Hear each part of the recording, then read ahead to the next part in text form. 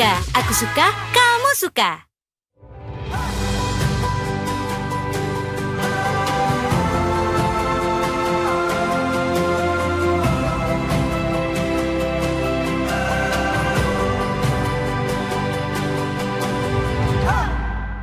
Bisa juga diumumkan perpasuannya itu udah berapa persennya gitu? Kami KPU tidak mengeluarkan real count ya. Kami melakukan atau quick count, kami melakukan namanya rekapitulasi manual berjenjang dari tingkat kecamatan dan tingkat kelurahan. Yang kami publikasikan di Sirekap itu adalah foto C hasil yang masyarakat bisa mengontrol hasil pemilunya. Benar nggak hasil di TPS itu sama dengan yang kami publikasikan? Nah, bisa jadi ada inisiatif masing-masing ya untuk melakukan rekapitulasi manual dari hasil-hasil yang kami publikasikan. Itu kami persilahkan ya, karena ini bagian dari kontrol ya kami masyarakat. Tapi apapun yang dipakai itu adalah hasil rekapitulasi berjenjang manual, karena bisa jadi ada proses koreksi di tingkat kecamatan ya. Jadi kami harap masyarakat bersabar menunggu hasil resmi yang dipublikasikan oleh KPU Provinsi DKI Jakarta di DKPP. Jadi dari mereka di beberapa berita disampaikan bahwa seolah-olah KPUD sudah menyatakan akan ada 2 putaran yang tadi. Nah, sampai-sampai dari pihak 03 yakni Sekjen PDIP menyatakan ada pihak-pihak yang berkeinginan terjadinya 2 putaran dalam pilkada DKI ini. Tanggapannya bagaimana? Ya. Kami tidak pernah melakukan statement apapun mengenai 1 putaran atau 2 putaran. Yang kami sampaikan adalah ketika teman-teman media menanyakan kalau putaran kedua berlangsung kapan, kami langsung share SK kami. Jadi masyarakat juga harus mendownload SK kami yang sudah kami buat jauh-jauh hari sebelum pemilu ini ya. Jadi SK kami dalam tahapan itu sudah merangkum 1 putaran dan 2 putaran. Jadi kami tidak pernah mengeluarkan statement akan berlangsung 1 putaran atau 2 putaran. Yang kami sampaikan adalah masyarakat mohon menunggu hasil resmi yang dikeluarkan oleh KPU, dan ini dilakukan rekapitulasi berjenjang dari tingkat kecamatan sampai tingkat provinsi. Itu ya. Ada juga tuh di media saya lihat KPU DKI putaran kedua katanya. Ya, putaran kedua memang tanggal segitu, tapi bukan berarti KPU DKI menyampaikan akan ada putaran kedua atau hanya 1 putaran. Kira-kira kayak gitu ya. Pak, cukup ya? Izin Pak, saya Pak.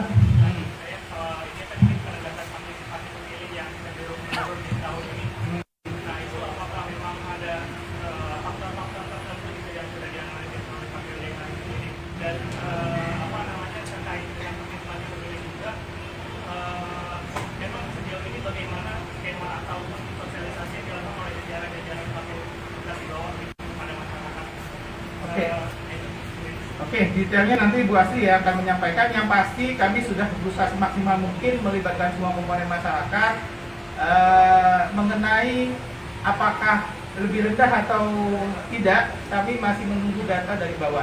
Dan ini seharusnya paralel dengan hasil rekapitulasi yang kami keluarkan mengenai hasil pemilu yang nanti paling lambat tanggal 16. Bu Asri, klik tambahan. Ya, sedikit tambahan tadi terkait dengan partisipasi.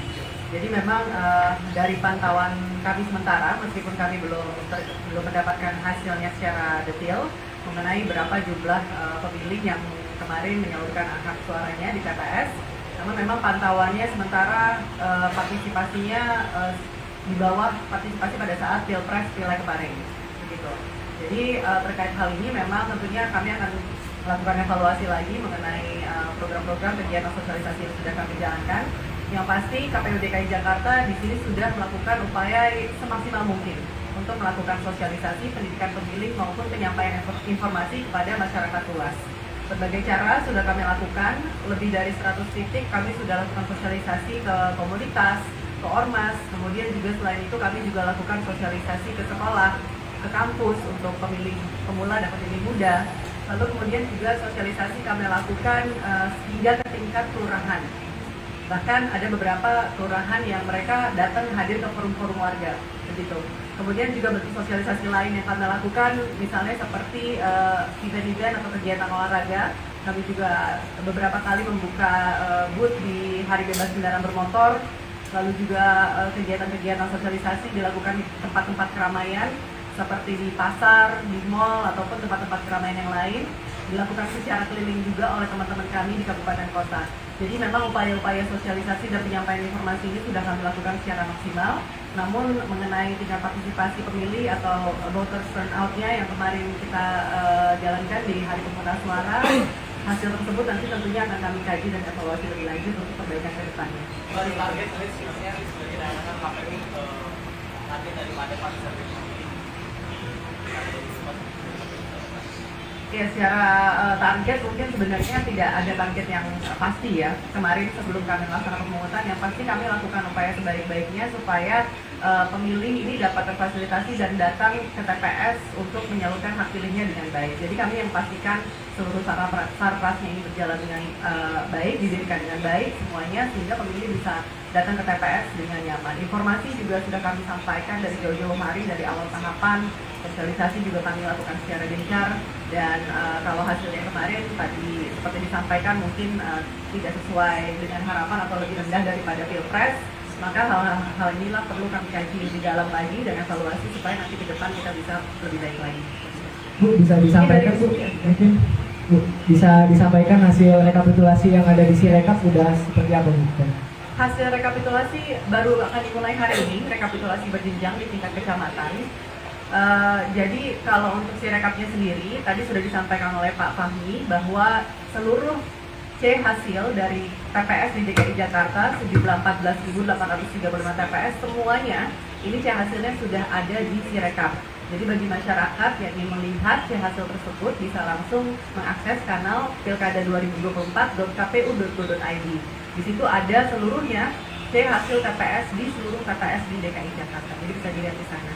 Kalau nominalnya untuk tiap hasil ini Kan baru rekapitulasinya baru mau mulai hari ini. Iya, jadi rekapitulasinya berjenjang di tingkat kecamatan, lalu nanti selama 6 hari, setelah itu di tingkat kota, kabupaten, lalu di tingkat provinsi. Mas Tommy, sedikit penambahan boleh disampaikan tadi atau penegasan kenapa sih akhirnya si rekap di pilkada ini tidak menampilkan tabulasi suara ya seperti pilpres? Ya, baik. Perlu kami tegaskan bahwa Sirekap ini adalah alat bantu ya. Alat bantu. Dia hanya menampilkan, mempublikasikan foto C hasil di setiap TPS. Sehingga masyarakat dapat mengontrol, memantau, mengawasi kalau dalam proses rekapitulasi di tingkat kecamatan nanti ada yang tidak sinkron, yang tidak sesuai dengan yang dipublikasikan di Sirekap tersebut. Nah, sementara secara resmi tentu saja KPU melakukan rekapitulasi manual berjenjang. Ya, itu yang akan menjadi dasar bagi kami untuk menetapkan pasangan calon siapa yang memenangkan pilkada di 2024 ini. Jadi tujuannya adalah mempublikasikan C hasil secara cepat untuk kemudian masyarakat dapat memantau, mengontrol, dan mengawasi supaya tidak terjadi pergeseran suara ataupun tidak ada permainan merubah-rubah suara di setiap TPS. Tujuannya itu. Nah, alhamdulillah target kami 1 kali 24 jam setelah penghitungan suara selesai, Sirekap berhasil 100%. Sebelum 24 jam itu selesai, di DKI Jakarta alhamdulillah selesai kurang dari 24 jam, 100% seluruh TPS DKI Jakarta sudah mempublikasikannya di Sirekap. Untuk itu kami berterima kasih dan mengapresiasi kepada jajaran kami di KPPS. Dari tangan-tangan mereka lah foto C hasil itu bisa tampil di publikasi pilkada. Saya kira itu. Terima kasih.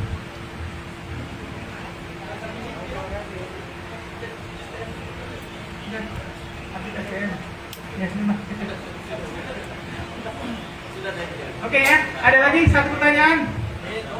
Cukup ya? Cukup. Ya udah, saya rasa cukup. Sekali lagi teman-teman jurnalis, terima kasih.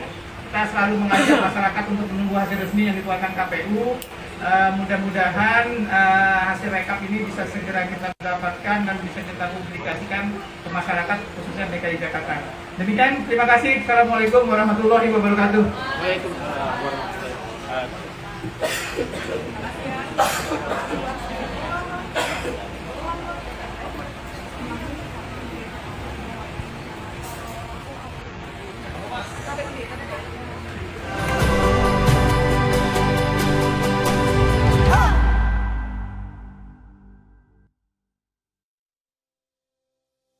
Pilkada serentak 2024 telah usai. Pesta demokrasi terbesar sepanjang sejarah Indonesia ini menjadi tolak ukur kedewasaan berpolitik suatu bangsa.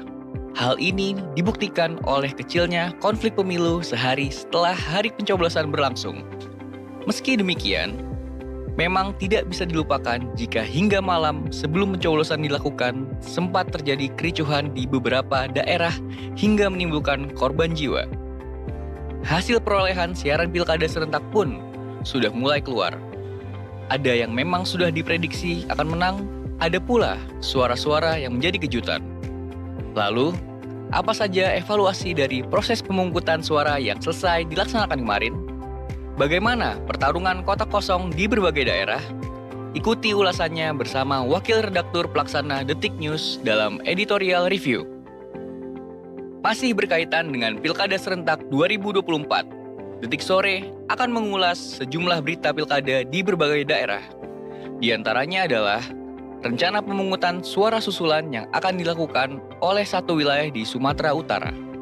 Hal ini terjadi karena terjangan banjir melanda daerah tersebut pada hari Pilkada Serentak dilaksanakan.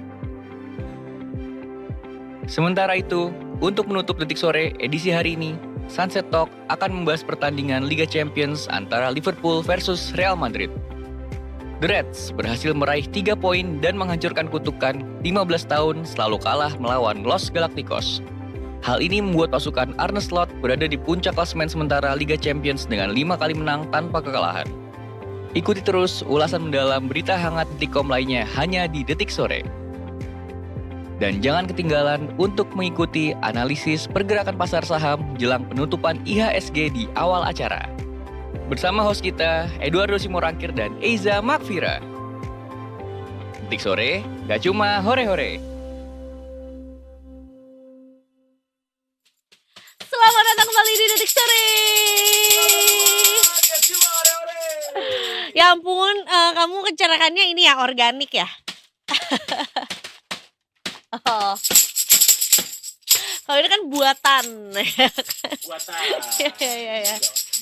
Iya, ini. Karena aku suka, pasti kamu juga suka. Aduh, sore hari ini sebetulnya kita dibuka dengan obrolan yang cukup heavy ya di balik layar sebelum Detikers bergabung bersama dengan kita karena ya mengikuti apa yang tadi udah disampaikan juga preskon ya tadi sebetulnya ya bersama dengan KPUD.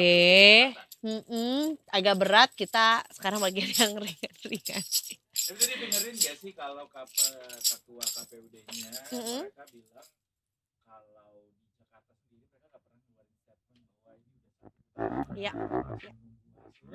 tapi memang di masa di sosial media terutama para pendukung dari paslon masing-masing itu saling klaim, saling berdoa, berharap kayak 1 putaran, 2 putaran gitu ya.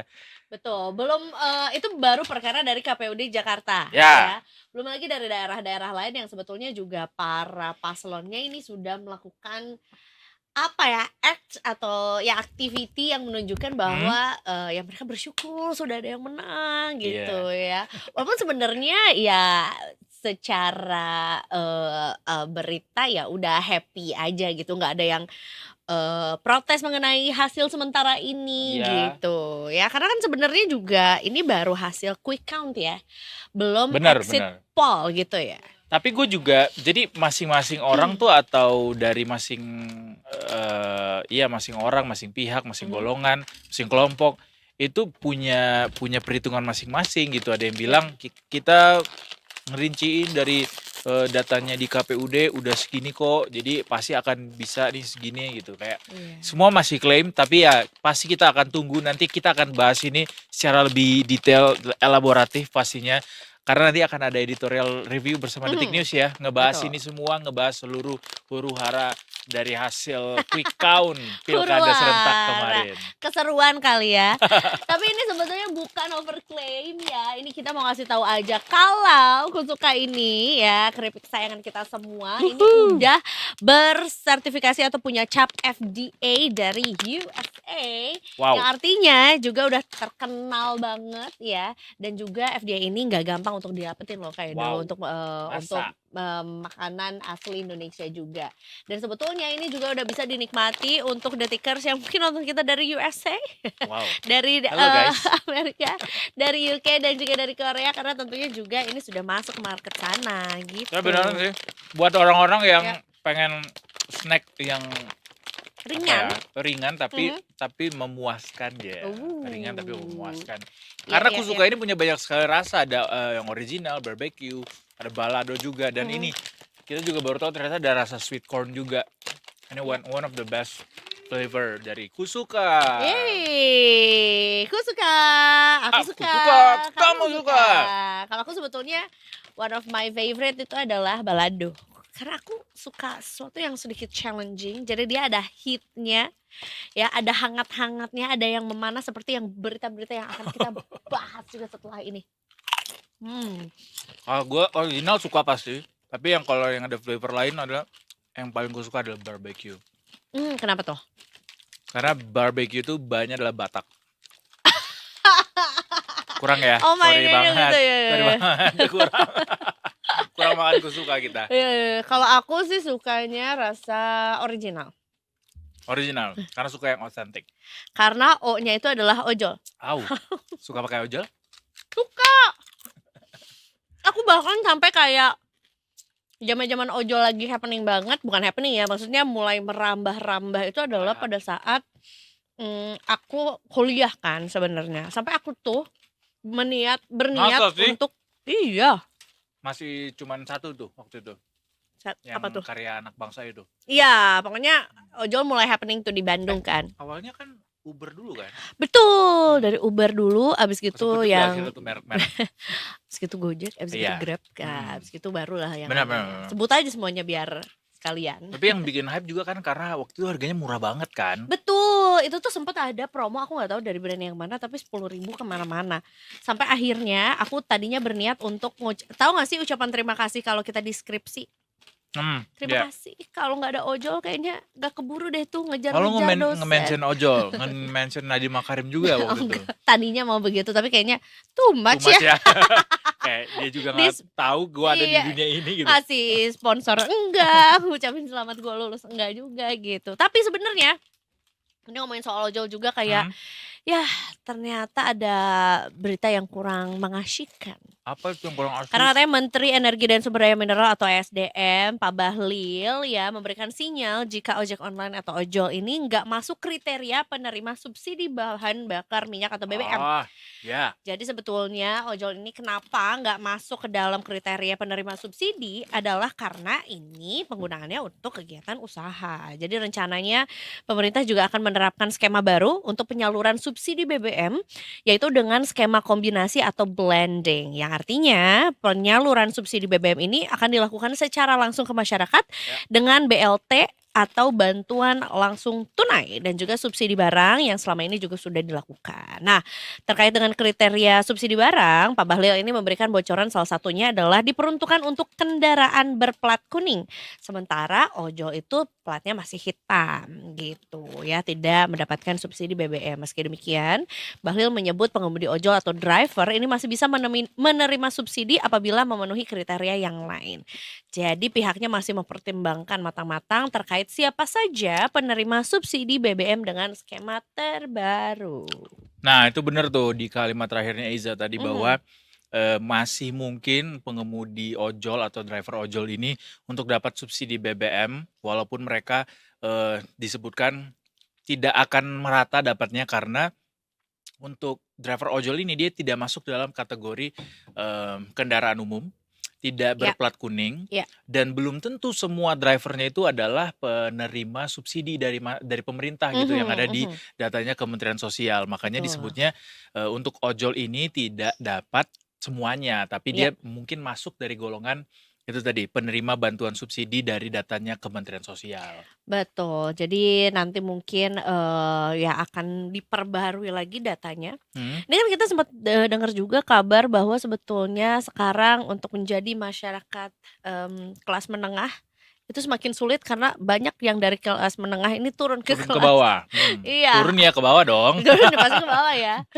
Turun menjadi kelas menengah bawah, kelas bawah gitu ya. Iya Dan bisa. apakah sekarang mungkin di tahun 2025 ketika ada pembaharuan data ini malah jadi makin banyak tuh yang akhirnya masuk ke dalam kriteria untuk dapetin Ah, BLT gitu Kak Edo. mungkin ya kalau mereka Mhm, udah update status sosialnya mereka iya, di Kementerian Sosial sih mhm, atau di Dinas Sosial, mhm, bisa jadi ada tuh kayak gitu. Cuma kan biasanya itu nggak serta-merta kan iya langsung iya masuk iya. gitu. Lebih ke kita lihatnya dari kelas menengah itu bagaimana jumlah pengeluaran yang mereka keluarkan Per gitu. bulannya berapa gitu. Kak Edo dengar-dengar kayak 200 juta harus habis ya kalau Ih, enggak parah sih. Gue kan soalnya pengen banget ekonomi Indonesia tuh bisa tumbuh 11%. wah 11% Gue ya. gue bahkan tadi udah mau bilang 10, jadi no itu masih kecil. 11. 11%. Kalau 100% nih kayaknya kita Itu konglomerat lebih ke ya. akunya orang gila ya bisa bilang 100%. Nggak ada negara di dunia ini yang ekonominya tumbuh sampai 100%. Itu pertemuannya ya. Iya iya iya iya iya. Karena kan spending katanya Mhm. kunci dari ekonomi itu bisa tumbuh adalah belanjalah sebanyak-banyaknya. Tapi sebenarnya menurut aku juga belanjanya itu adalah belanja produk lokal nggak sih lebih tepatnya. Ya Ah, nggak sih? Karena biar betul perputaran betul. uangnya juga lebih ya memang kalau misalnya belanja produk-produk luar negeri tetap misalnya ada reseller dari Indonesia atau mungkin Hmm. importirnya dapat atau mungkin dari tokonya, pegawai tokonya orang Indonesia tetap dapat gitu. Tapi sebenarnya kalau mau lebih banyak lagi perputarannya ya cintailah produk-produk Produk-produk Indonesia. Indonesia. Benar kalau misalnya lebih banyak perputaran uangnya itu benar, Mhm. tapi juga apa namanya? Uang atau pertumbuhan yang dihasilkan tuh lebih berkualitas. Artinya Mhm. nilai tambah yang lo dapet tuh lebih banyak Iya ketika iya iya. itu lo beli adalah produk dalam negeri. Karena yang luar jadinya nggak dapet kan. Betul, dan termasuk juga ini nih kayaknya salah satu cara yang bisa diraup itu adalah ketika kita memasuki akhir tahun, nah liburannya di dalam negeri aja. Bener. Karena biar kita spendingnya juga di dalam negeri termasuk ada kabar kalau tiket pesawat ya, Widih. ini akan ada diskon. Tepat gak sih untuk bilang diskon? Ya harganya turun lah ya, sampai dengan 10%. Ini udah resmi dikabarkan ya bahwa harga tiket pesawat akan turun 10% dan berlakunya di semua bandara di Indonesia juga. Ini selama periode Natal dan juga Tahun Baru. Jadi nggak usah tuh kayak udah mau Christmas di Europe, katanya mau Christmas di Europe. Sama siapa Di gue Christmas di Indonesia Europe. aja. Biar bisa dapat ini ya snowfall ya. Iya, Nggak snowball aja snowball. Kalau nggak snowfall, snowball. ada loh Mainan snowfall di sini juga anyway juga. di Kartens. Di Transmart, di Oh, Transmart lagi di Trans Studio. di Iya. kalau di Transmart itu pembeku untuk Iya ikan, benar. untuk daging ya, itu bukan Benar salju, benar Kak. benar. Enggak, jangan. Kalau mau liburan di dalam negeri aja benar kata Eiza. Jadi kita Ya, ini udah lagi dikasih ini nih kesempatan nih sama mhm. pemerintah harga tiket pesawatnya diturunin. Jadi ini dari mulai tanggal 19 Desember nanti Ih, sampai 3 Januari 2025 untuk tiket yang belum terjual itu akan diberikan penyesuaian tarif. Jadi kalau mhm. mau pergi di tanggal tersebut jangan beli sekarang ya guys karena harganya belum turun. Belinya nanti aja. 19 Desember, tapi sebenarnya ini waktunya cukup singkat ya, karena kan sebetulnya ini tuh untuk menyambut Natal dan Tahun Baru, Mhm. which baru akan dimulai penyesuaian tarifnya tuh 19 Desember sampai 3 Januari. Takut keburu habis gak sih untuk destinasi yang cukup Iya juga populer sih. gitu misalnya, kayak Tapi kayaknya banyak deh ini karena biasanya kan untuk slot Nataru juga mhm, diperbanyak kan mhm kuota dan mhm, juga frekuensi penerbangannya. Mudah-mudahan sih nggak sampai habis ya. Ya iya, buat mereka-mereka atau kalian-kalian yang punya uang lebih nggak mesti harus nungguin promo, mhm, bisa pesan dari sekarang tapi nanti disisain juga buat teman-teman yang juga mungkin pengen harganya diskon ya. Tapi nggak papalah karena ini, untuk apa penerbangan domestik gitu ya, Hmm. penerbangan di dalam negeri jadinya nggak apa-apa silahkan war aja. Siapa cepat dia dapat ya dengan harga terbaik juga. Karena sebenarnya nggak tahu nih kita juga harus nantikan juga apakah misalnya ini kan baru modanya baru satu nih, baru dari pesawat. Apakah nanti Mm-mm. mungkin dari kereta, Kereta, dari bis juga akan ada dari potongan buruk. harga ke langit ketujuh ya. Iya, Itu lebih ke bukan mau pergi ke bulan. Nataru lebih ke arah kayak aku serahkan padamu ya Allah. Tapi ini ya ternyata kita nantikan aja ya. Ini Hmm. beneran terjadikah nanti 10% tuh lumayan loh. Kayak misalnya lo ke Bali harganya 1 juta. Mahal sih 1 juta. Iya, let's say karena Ketahuan emang ya pakai maskapai apa nyarinya yang di under sejuta. karena emang mahal kan, lagi mahal kan Ya ya soalnya kan. ya ya ya. Jadi High season. gue Peak bilang season. 1 juta sih biar gampang aja gitu. Oke. 1 juta kurang 10% berarti berapa? 900. 900.000. Gitu. Lumayan lah gitu. Nah iya benar, jadi 900.000 jadi 1 juta ya. Lumayan Ya, lah. ya. Saya mulai haus nih. Ada rencana mungkin untuk berlibur di Nataru, Kaido Ada. atau pulang Gue kampung? akan Bukannya kemarin baru coming pulang home. kampung ya kemarin Kita cuma tiap September. bulan kita pulang. Oh. Easy. Ini tuh opsinya 2. Apa? Antara cutinya banyak atau uangnya banyak. Karena kan kalau aku pulang kampung tuh opsinya mudah, cuman naik travel Tapi sekarang atau susah. naik Wush. Susah gitu. kalau sekarang mau cuti walaupun banyak. Kenapa? Nih, Uangnya. karena Walaupun ada banyak program uangnya. ini susah, minta izinnya susah. Bosnya jadi ada 2 sekarang yang harus dimintain izin. Iya. Tapi kalau misalnya boleh memilih sih ya, kayaknya justru orang-orang kayak aku tuh mau liburannya Mhm. itu adalah setelah teman-teman yang lain selesai liburan Natal dan Tahun Baru. Which adalah Oh, setelah bulan Januari gitu. iya. Karena kan sebenarnya kalau aku Biar nggak ramean ya liburannya, kayak isi betul destinasinya tuh bisa chill gitu. bisa lebih santai. Abis gitu justru untuk freelancer di bidang aku ya ini adalah saatnya untuk mendulang pekerjaan-pekerjaan yang memang banyak nih kantor-kantor atau mungkin corporate yang akhir Bener. tahun tuh justru malah banyak bikin event gitu Justru di di Q4 momen ini. itu lo harus mendulang banyak pundi-pundi ya. Betul. Nanti Q1 nah raker-raker belum mulai. Budget-budget dari brand belum keluar. Saya Jujur lo adalah tipe-tipe kelompok yang bikin iri banyak orang sih. enggak juga. Enggak, gini. Karena kalau lo liburan di saat orang lain juga liburan, Mhm. Mahal. ini kayak biasa aja udah. It's just common Oh. gitu. Lo liburan bareng sama orang-orang lain juga Iya, dan iya, rame iya. banget kan pasti Iya, iya. tempat-tempat itu. Tapi ketika lo liburan Hmm. sementara orang lain kerja, nah The thing is kadang-kadang aku juga pengen mengejar yang orang momen lain itu. kejar. Iya kayak misalnya ada festival apa Nah, gitu. Orang bisa ah, casually going on weekend sementara aku kayak aduh udah terisi lagi weekend itu gitu. Tapi ya, tetap ada plus minusnya, tetap ada memang manusia itu tidak pernah puas ya. wah, Selalu always look greener on the other side gitu loh. betul. Tapi Grass gak is always apa-apa. We greener on also the other have side. something green on our side always ya.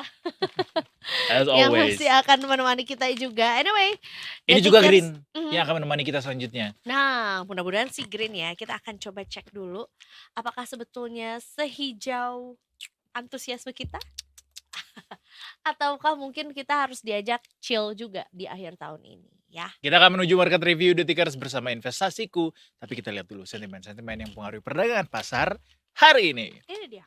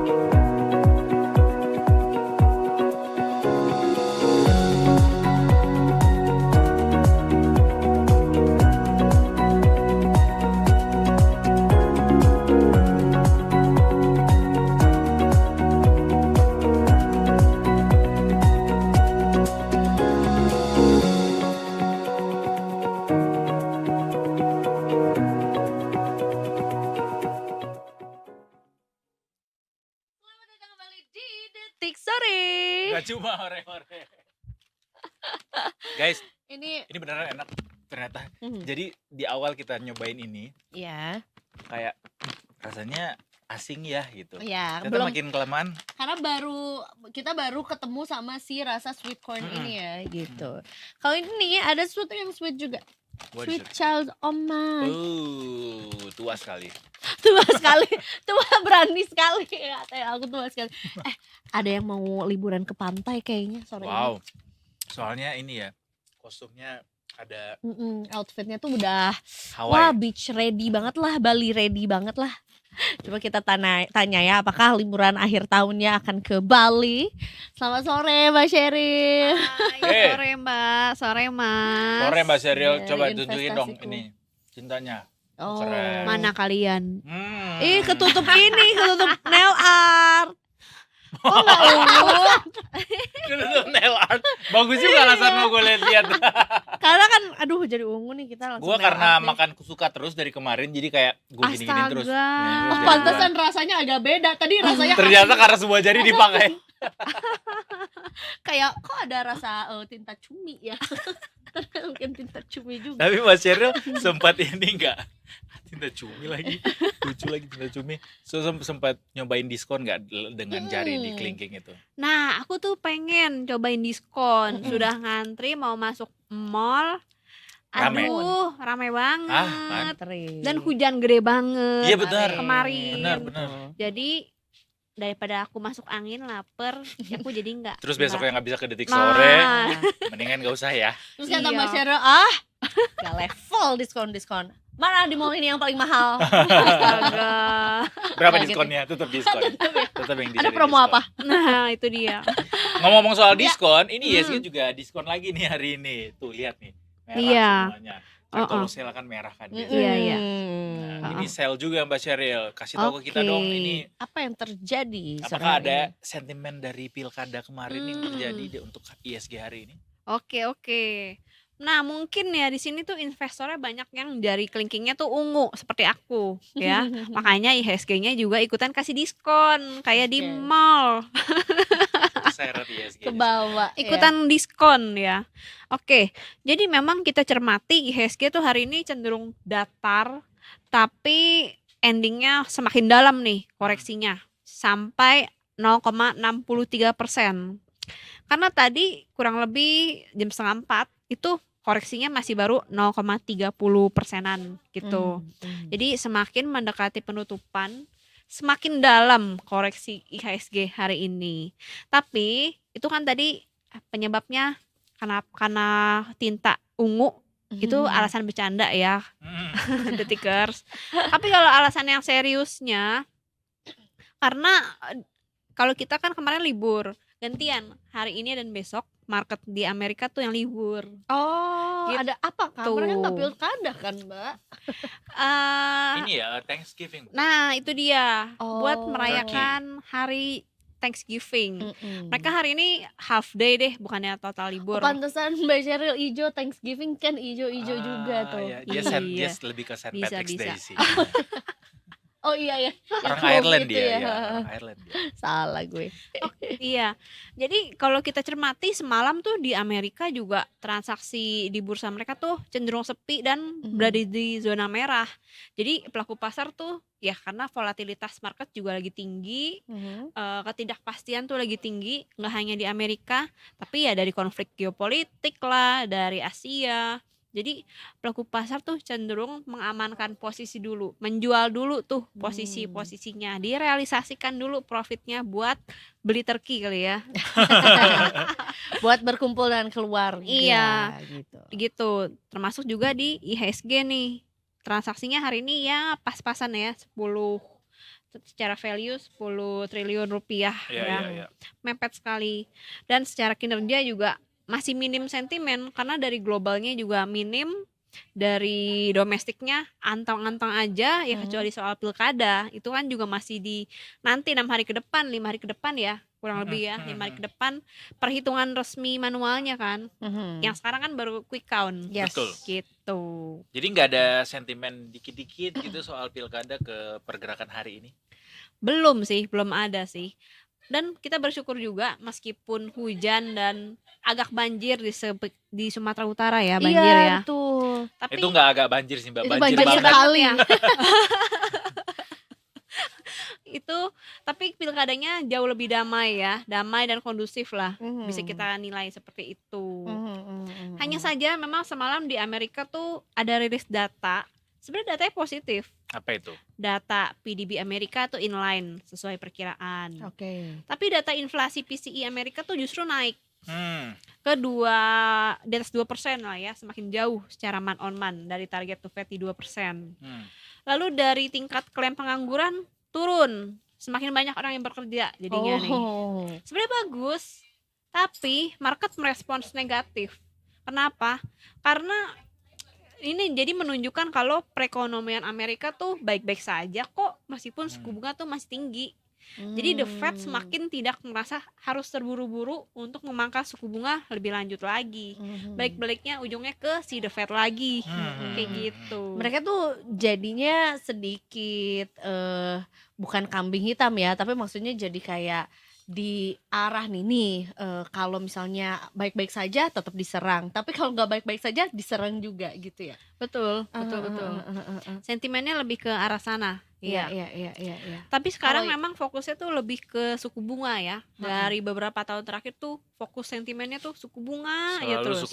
Selalu suku bunga. Ya karena memang nggak bisa kita pungkiri suku bunga di global, di berbagai negara bagian termasuk Indonesia juga itu memang lagi masih tinggi-tingginya secara historical.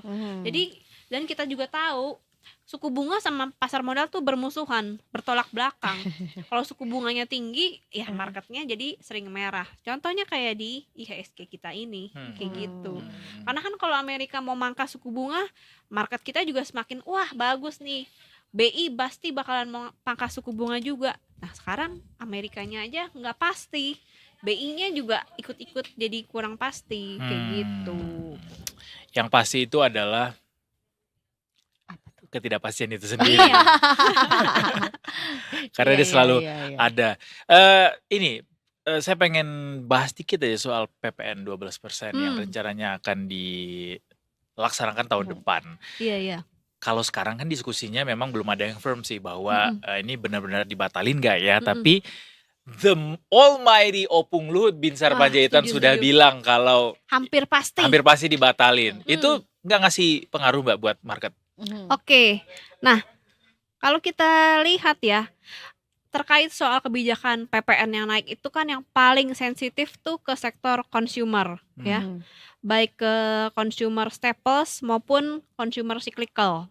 Nah, kita lihat hari ini yang merespons positif tuh sektor consumer cyclical. Di tengah IHSG yang merah sedalam itu, dia tuh positif, masih bisa menguat 0,31% ya. Ya kita harapkan benar-benar lah mantra yang diucapkan Opung ini benar-benar menjadi kenyataan. Karena itu akan benar-benar menjadi suatu booster ya untuk sektor consumer. Kayak gitu sih Mas. Jadi kalau lagi koreksi ya selalu lagi baiknya. Itu justru peluang. Iya. Pasar tuh nggak suka yang tinggi-tinggi ya pajaknya ya. Betul. Tapi ini malah memberikan efek lebih ke kita jadi bisa lebih nyantai ternyata di tahun depan karena pajaknya tidak jadi naik gitu. Iya, sebenarnya kita juga mengapresiasi sih rencana yang disampaikan Opung dan rencana yang disampaikan Pak Prabowo kan juga masih mempertimbangkan ya dan lebih komentarnya itu lebih mendukung untuk ya udahlah nggak usah naik Udah deh, gitu, nggak usah terserah naik. kalian maunya apa deh gitu. Gitu, iya. Maunya ya batal. Kayak gitu. lebih mendengarkan aspirasi masyarakat juga kayak gitu. Dan kalau berdasarkan kata Opung kan 2-3 bulan ini kan memang lagi dipikirkan secara matang. Ya udah PPN tuh nggak usah naik, tapi negara juga punya alternatif pendapatan lain gitu. Tax amnesty. Enggak, pendapat pajak badan yang dari 22% mungkin bisa dikembalikan normal lagi ke 25% gitu. Itu soalnya kita somehow kan si PPN ini ketika dia naik bisa jadi si penerima negara memang akan naik tapi PPh badannya bisa jadi berkurang. Jadi kayak tarik ulur gitu ya Mbak. betul. Tapi kalau kita lihat memang PPN yang lebih dirasakan sama semua masyarakat ya, semua kalangan.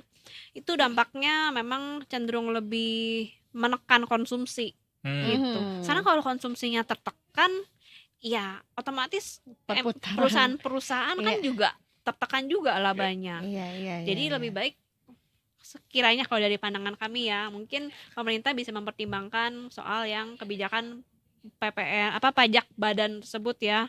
Iya. Karena itu kan nggak dirasakan sama semua, tapi lebih ke ya badan aja, ke perusahaan-perusahaan aja gitu yang mungkin bisa lebih siap gitu dibandingkan masyarakat nih yang apalagi secara data-data ekonomi ya tren kelas menengah yang turun ya dari setiap tahun hampir beberapa 3 tahun terakhir ini nih turun terus gitu ya.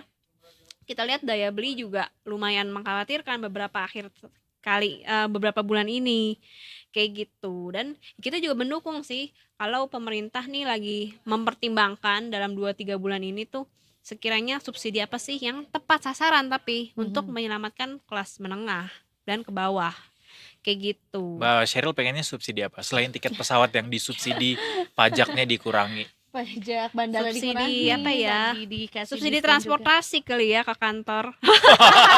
Wah, itu mah cecenya ke Pak. Waduh. Karena makin mahal ya biaya beli BBM ya sekarang. Di tengah. Subsidi waktu kali ya. Wah, Waduh, itu mah nggak itu bisa Mbak. siapa? Itu mintanya ke yang di atas. Di atas Subsidi lantai berapa nih? Nggak ada ya. Udah paling Lantai atas tak ini ya. terhingga. Alright, untuk yang jadi rekomendasi dong Iya. besok Mbak Nah, Sheryl. sudah memasuki nggak kerasa tapi besok weekend. Gara-gara Rabunya. Enggak, aku merasa ini adalah hari Senin hari Iya ini. benar, hari ini tuh kayak harus Senin Ya banget kan? semangatnya. Besok Bener. Selasa Semangatnya. Tuh, ada lanjutannya Tetep- kayak dong. Tetap harus ada positifnya buat Mbak Sheryl. Harus ada semangat di situ. Semangatnya. Baik, besok di hari Jumat apa? Kita cermati, market IHSG masih ada peluang koreksi ya. Karena marketnya juga sepi, mau dari transaksi, mau dari sentimen global, secara tetangga-tetangga kita libur ya, gitu.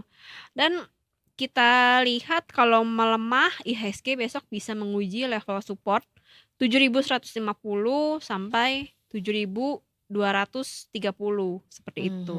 Sektor yang bisa dicermati ya itu dia, sektor cyclical yang terimbas positif dari rencana pemerintah untuk mempertimbangkan ulang rencana kenaikan PPN 12% tersebut. Kayak gitu. Alright, kalau energi gimana Mbak energi? Kalau energi ya, semalam tuh ada rilis data dari EIA Amerika. Ini menunjukkan kenaikan cadangan minyak Amerika tuh yang tinggi. Padahal mau Thanksgiving. Biasanya kan Thanksgiving tuh mereka Banyak jalan-jalan, demand ya. pakai mobil, banyak konsumsi bensin lah ya, seperti itu. Tapi kali ini justru kita lihat konsumsinya minim nih. Mungkin mereka pada jalan kaki. Mungkin transportasinya makin bagus jadi Atau pakainya mereka transportasi karena umum. momennya Thanksgiving jadinya kayak berterima kasih udahlah di gini aja lah Di gitu. rumah aja Di rumah deh. aja.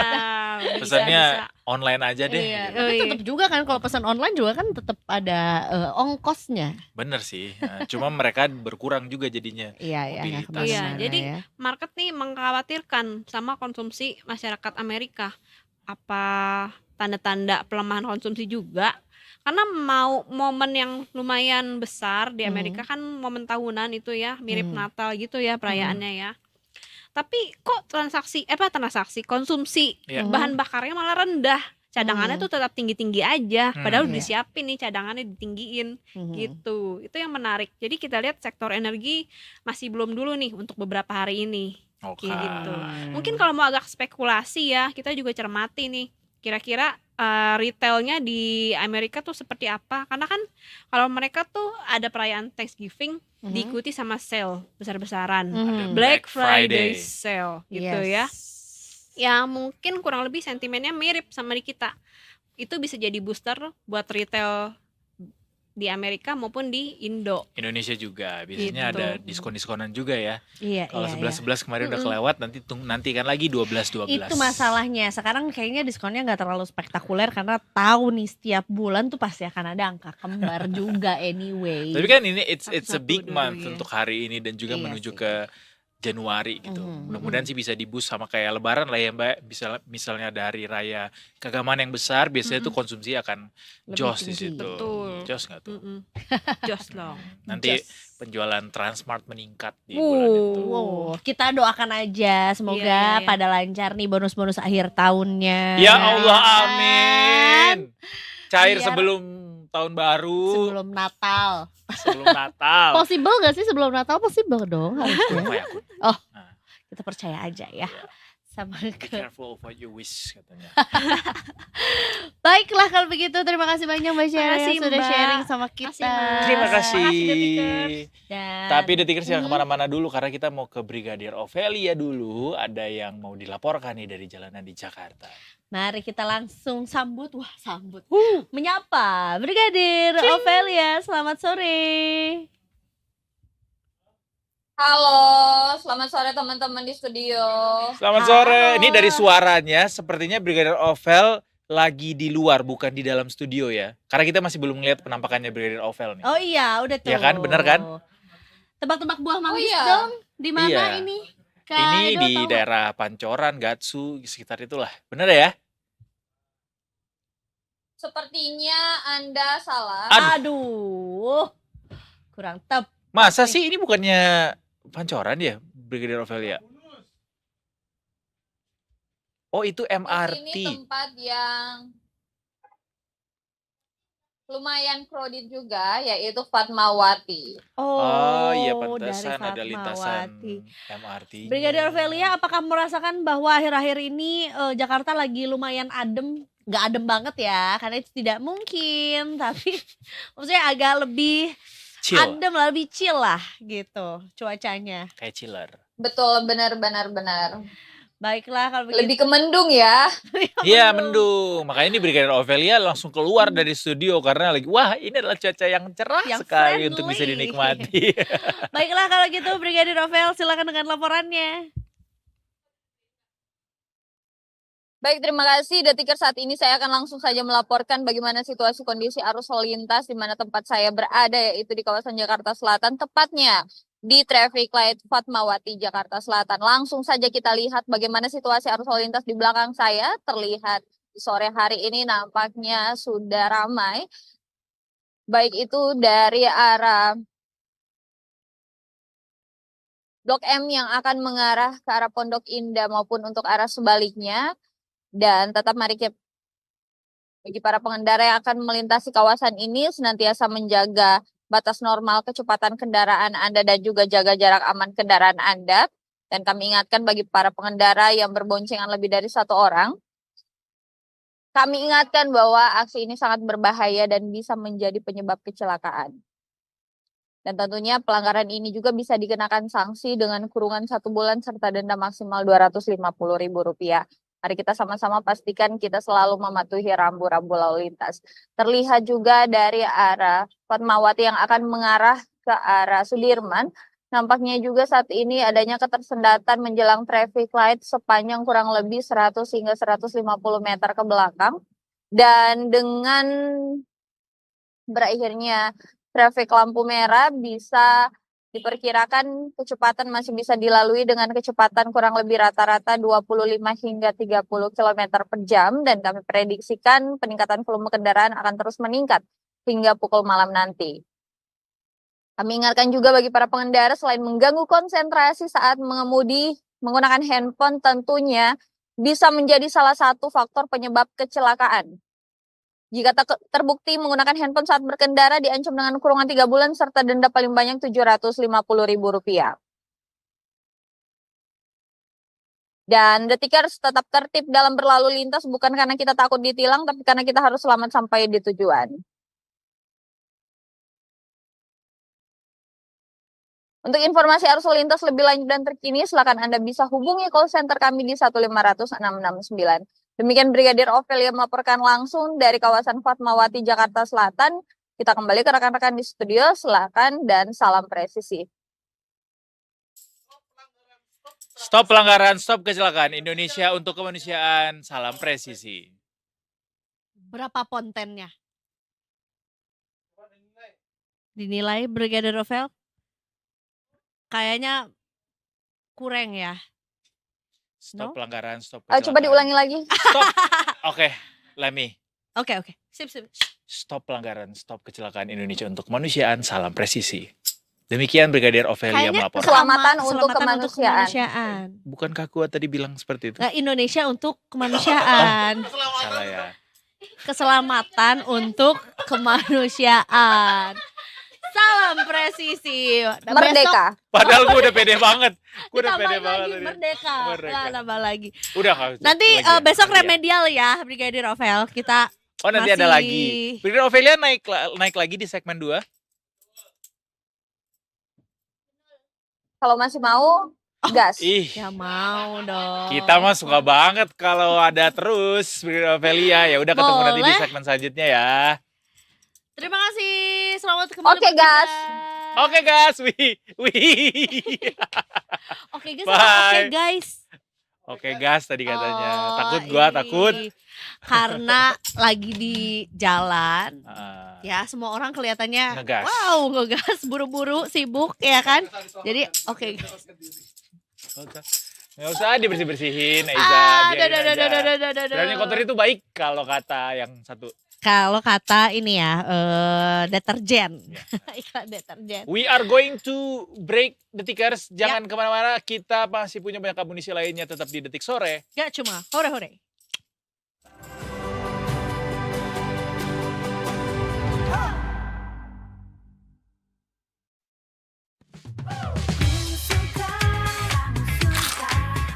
Kita semua suka. Ku suka, aku suka, semua suka. Ku suka, ku suka. Kerimping singkong aku suka. Kita sama-sama suka. Oh, ku suka.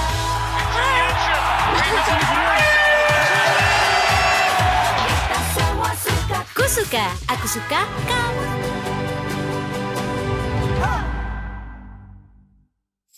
Welcome back to Detik Sore. Gak cuma hore-hore. Ini dalam bentuk kehappyan Kak Edo karena pilkada serentak sudah selesai. Ya, tapi belum selesai sih sebenarnya. Nah, baru aku mau bilang apa iya? Apa iya? Apa iya?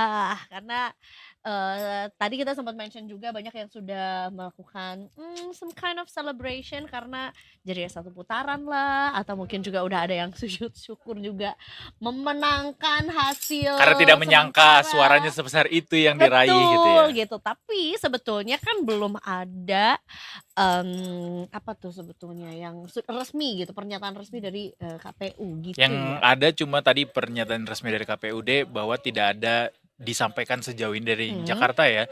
Tidak ada pernyataan bahwa ini 1 putaran, 2 putaran, semua masih menunggu hasil resmi dari KPUD. Kalau misalnya mood dia 3 putaran, coy. Habis uang negara, Habis, ya. habis uang Nggak negara. jadi kita nanti makan siang nanti. Mending ya. kita ngobrol aja sama perwakilan KPUD ya di sini. Bukan. Karena beliau akan mengevaluasi tadi. Kita ngobrol sama Tiara dari Detik News. Lagi-lagi selamat sore Tiara. Tidurnya cukup. Iya, cukup untungnya ya. Cukup ya. Udah selesai pencoblosan gitu ya. Kita tinggal tidur matiin alarm dah ya. Oh, karena sebetulnya yang perlu disyukuri adalah cukup kondusif lah ya, Ya. pilkada. Boleh kan sih kayak throwback dulu ke masa-masa pilkada sebelumnya yang memang nggak ini kan baru pertama kali kita pilkada serentak seluruh Indonesia Yes. gitu ya. Jadi lebih apa sekarang? Lebih Lebih challenging. kondusif? Oh, lebih challenging justru. memang. Iya, lebih challenging karena daerahnya kan lebih ya seluruh Indonesia banyak gitu kan, dan tiap daerah punya tantangannya masing-masing juga gitu, beda-beda gitu. Dan kalau kemarin malam tuh udah sempat ada konferensi pers juga dari KPU gitu ya. Kalau dari KPU menyatakannya sih overall itu aman dan lancar. Memang ada beberapa hambatan gitu ya. Misalkan seperti di Sumatera Utara tuh ada yang banjir, jadi harus ada yang, jadi mereka belum bisa ada pencoblosan kemarin, jadi harus nanti susulan gitu. Atau ada juga Kayak ulangan di sekolah ya. susulan Susulan. buat ujian kan. Ada juga daerah yang memang ada sempat beberapa keributan gitu ya, di Papua ada gitu kan. Kemudian Di Madura kemarin kita sempat dengar juga Iya, cuman kalau pas ya. pencoblosan sudah berjalan gitu dan secara umum gitu, secara keseluruhan KPU menyatakan sih sudah berjalan walaupun masih ada tadi ya perlu ada pencoblosan susulan gitu. Di Papua keributannya apa, Tiara? Sempat ada di sana saling klaim gitu kan, saling klaim pasangan calon gitu dan berbuntut sampai ada yang serang-serangan gitu. Dan ada korban gitu. luka, ada yang warga mengungsi gitu. Jadi beberapa fokusnya sekarang di Papua atau di beberapa daerah. Padahal kita tahu Papua juga banyak juga pertarungan yang melawan kota kosong ya. Ya, Makanya gue lumayan surprise. Kota kosongnya ini ngeklaim juga gitu apa gimana, ternyata Saya tetap perwakilan ada dari ya. kota kosong. ada Loh. beberapa daerah yang lagi rusuh. Jadi semoga Oke, itu oke. bisa cepat ditangani juga. Amin. Oke, nah sekarang kita di Jakarta dulu deh ya, yang kayaknya kemarin kita juga sempat kita melihat juga ada masing-masing paslon nih bikin Keterangan preskon masing-masing. gitu. Ya, ya, ya. Gitu, Siapa memberikan. kemarin pertama kali nyampein statement ya, Pak? Pak Pramono Paran juga sempat konvers dulu pertama waktu itu saat memang baru keluar hasil quick count dan exit poll gitu ya, bahwa mereka memang menunjukkan mereka unggul. Tapi waktu kemarin masih sekitar, kemarin kan quick count tuh mulai sekitar jam 3 gitu ya. Nah mulai sekitar jam 5 mendekati jam 6 tuh sebenarnya sudah, kalau versi quick countnya ya sudah hampir 100% gitu. Ya. Dan itu bisa dinyatakan unggul. Cuman kemarin waktu sore yang masih ditunggu apakah unggulnya itu lebih dari 50% atau kurang dari 50%. Karena kita tahu Pilkada Jakarta itu kan aturannya berbeda dengan daerah lain gitu. Mhm. Di Jakarta itu pemenangnya harus 50% plus satu Suara ya. suara gitu. Itu baru dinyatakan sebagai pemenang kalau calonnya lebih dari 2. Nah, kalau di bawah 50% berarti akan ada putaran kedua gitu. Jadi kemarin tuh sekitar sore setelah maghrib yang masih ditunggu itu tuh apakah 1 putaran atau 2 putaran gitu. Kemarin juga pas sore itu dari Pak Ridwan Kamil Pasusono juga sempat konferensi pers gitu, menyatakannya ya masih menunggu apakah hasilnya akan 1 putaran atau 2 putaran gitu. Dan tadi pagi udah dikasih statement juga kan Nah, sama tadi pagi Pak Pramono Parano juga konvers lagi nih, konvers di rumahnya Pak Pramono yang menyatakan mereka kan jadi kan memang saat ini di KPU sendiri, di situsnya KPU itu mereka mengunggah foto dari form C1 di tiap TPS di seluruh Indonesia gitu ya. Tapi memang KPU sendiri tidak menampilkan grafis atau penjumlahan perolehan suara gitu. Sementara mereka tidak merekap itu gitu, tidak menjumlahkan perolehan suara gitu. Tapi memang dari tim SES masing-masing gitu dan beberapa pihak itu misalkan mereka membuat sistem tersendiri Penghitungan gitu, sendiri ya. membuat sistem tersendiri untuk bisa menjumlahkan perolehan suara itu. Nah, kemudian dari timnya Pramono Rano ini menyatakan mereka dari real count dari hasil form C1 itu mereka sudah sampai 50,07%. Jadi berarti di atas 50% berarti mereka mendeklarasikan menang 1 putaran. Tapi di sisi lain yang tim Seserido merasa mereka punya penghitungan sendiri nih. Mereka juga menghitung sendiri bahwa ini tuh 2 putaran gitu. Ngitung sendiri. Emang boleh gitu ya, Mbak? Ya kalau sekarang jadinya pada akhirnya KPU juga menyatakan ketika ada pihak yang mengklaim 1 putaran, ada yang mengklaim 2 putaran, KPU Jakarta sendiri menyatakan ya udah kita tunggu aja penghitungannya karena sekarang penghitungannya kan berjenjang. Jadi kalau dari TPS itu udah dari TPS selesai akan lanjut ke misalnya kelurahan, kemudian ke kecamatan, ke tingkat kota, baru tingkat provinsi. Nah itu kalau sesuai jadwal tahapannya maksimal 15 Desember. Bisa aja lebih cepat, bisa kalau misalnya rekapitulasi lebih cepat gitu. Jadi kalau di peraturan tuh batas akhir, batas maksimal. Jadi paling lamanya 15 Desember. 15 Desember gitu. Seluruh Indonesia kah itu? Seluruh Indonesia. Jadi KPU menyatakan kita tunggu nih sampai memang hasil rekapitulasi dan pengumuman perolehan suaranya gitu. Pernah kejadian nggak sih Mbak, misalnya hasil dari quick count atau exit poll abis gitu ternyata hasil yang dikeluarkan sama KPU secara resmi itu jauh berbeda gitu?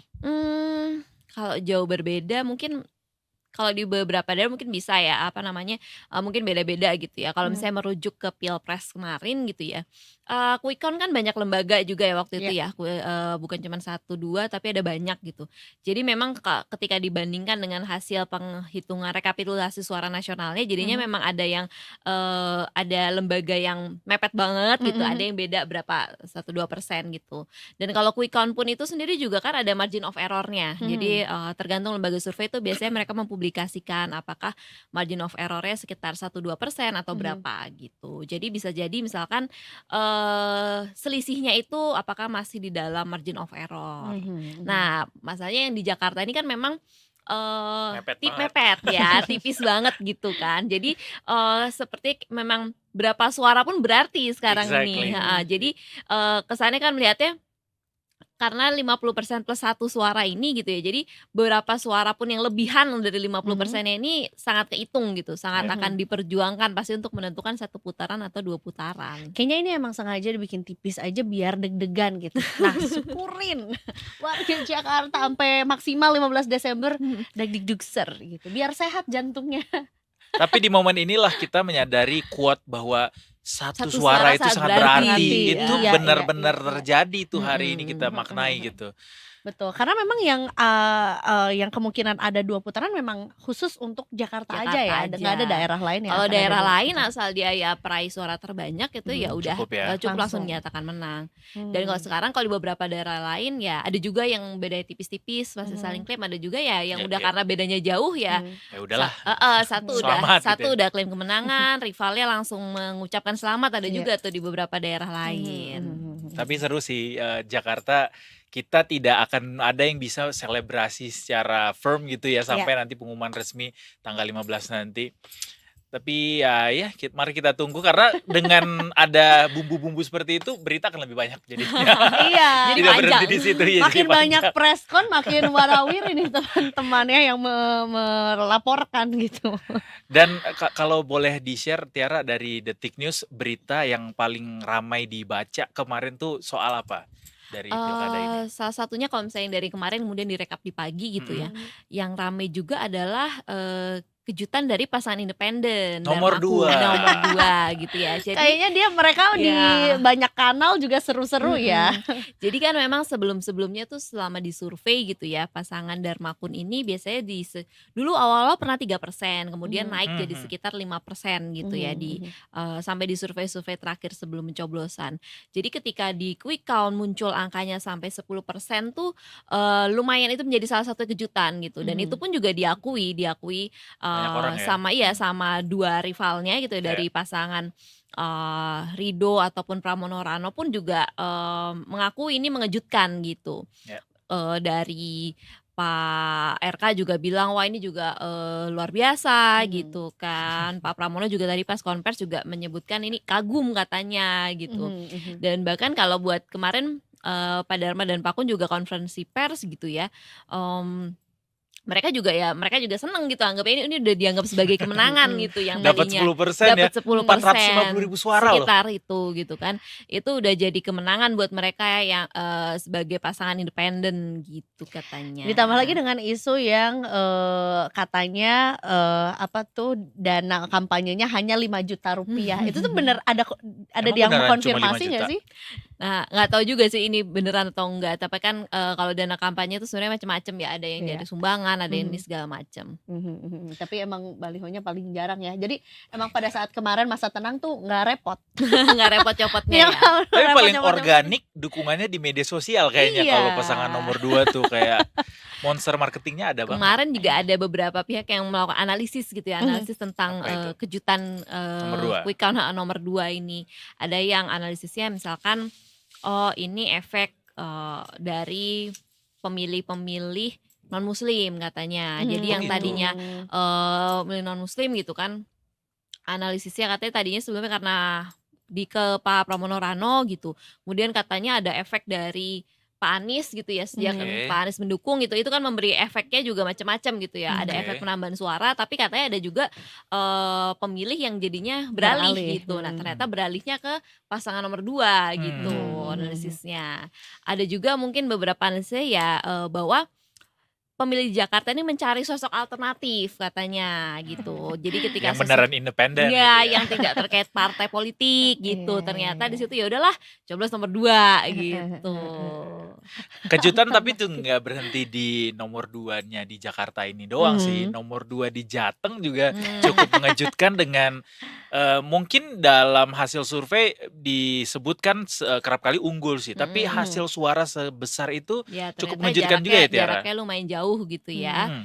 Ya itu juga Jateng juga lumayan jaraknya yang sudah cukup jauh gitu kan. Untuk kalau ya di pilkada di Pulau Jawa, kemudian di Jawa Barat juga Mhm. jaraknya cukup jauh Iya. gitu Iya. kan di antara Padahal pasangan. 4 Iya, calon ya. 4 calon. Kemudian Pak Deddy Mulyadi tuh udah unggulnya lebih jauh Mhm, gitu. mhm, mhm. Kemudian di Banten juga Pak Andra Soni unggul gitu. Di Jawa Timur Bu Khofifah unggul. Mhm, Itu mhm. juga jaraknya udah lumayan Cukup inilah telak ya, juga ya. lumayan jauh gitu. Beda kalau di Jakarta yang masih menunggu harap-harap cemas. Ada nggak daerah provinsi lain yang terdata sejauh ini yang kayak Jakarta yang masih belum bisa ngeklaim gitu satu atau siapa yang menang? Ada nggak ya? Beberapa yang kami pantau yang memang yang menjadi sorotan sih kalau Heeh. di provinsi hampir sudah jaraknya cukup jauh ya gitu ya. Atau misalkan mungkin yang satu juga sudah mengklaim gitu walaupun yang pihak yang lawannya belum bersuara gitu Iya, iya. ya. Tapi kalau sebenarnya kayak Jakarta Kojon juga dibilangnya sebenarnya jaraknya bukan setipis itu ya. Setipisnya tuh karena Iya. jarak menuju Karena plus satunya 50 itu plus ya. satunya itu yang bikin susah ya. Tapi di beberapa daerah yang lain ada juga seperti misalkan kayak di kita masih nunggu-nunggu juga kayak buat di Depok, Kota Mhm. Depok, Kota Bekasi itu juga Oh, Walkot ya. jaraknya kita masih menunggu hasil penghitungan dari KPU-nya. Artis-artis juga banyak yang menang nih ya. Ya, misalkan seperti kalau Mas Farhan, Farhan ya di Farhan. Ya, di Bandung, Bandung itu Kota juga Bandung. Mhm. sudah lumayan jaraknya jadi lumayan pede kayaknya ya gitu. Kemudian Lucky Hakim di Indramayu itu juga sudah kemarin Akhirnya. merayakan kemenangan Iya. gitu. Udah merayakan duluan tuh Heeh, ya. tapi ada juga yang belum berhasil kayak Mas Vicky Prasetyo di Pemalang gitu. Itu udah ada hasilnya? Dia sudah di Instagram sih dia udah posting ya, kita mengucapkan terima kasih, ya. minta maaf. Kita gitu. sampai lupa ya.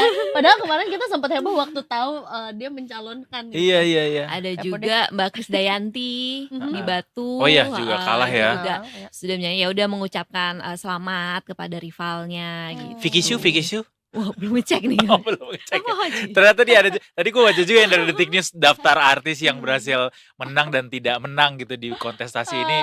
Vicky Shu masuk sama Vicky Prasetyo, tapi baru dapat kabarnya dari Tiara ternyata Vicky Prasetyo gagal. Beda Vicky yang JJ Govinda, Mbak.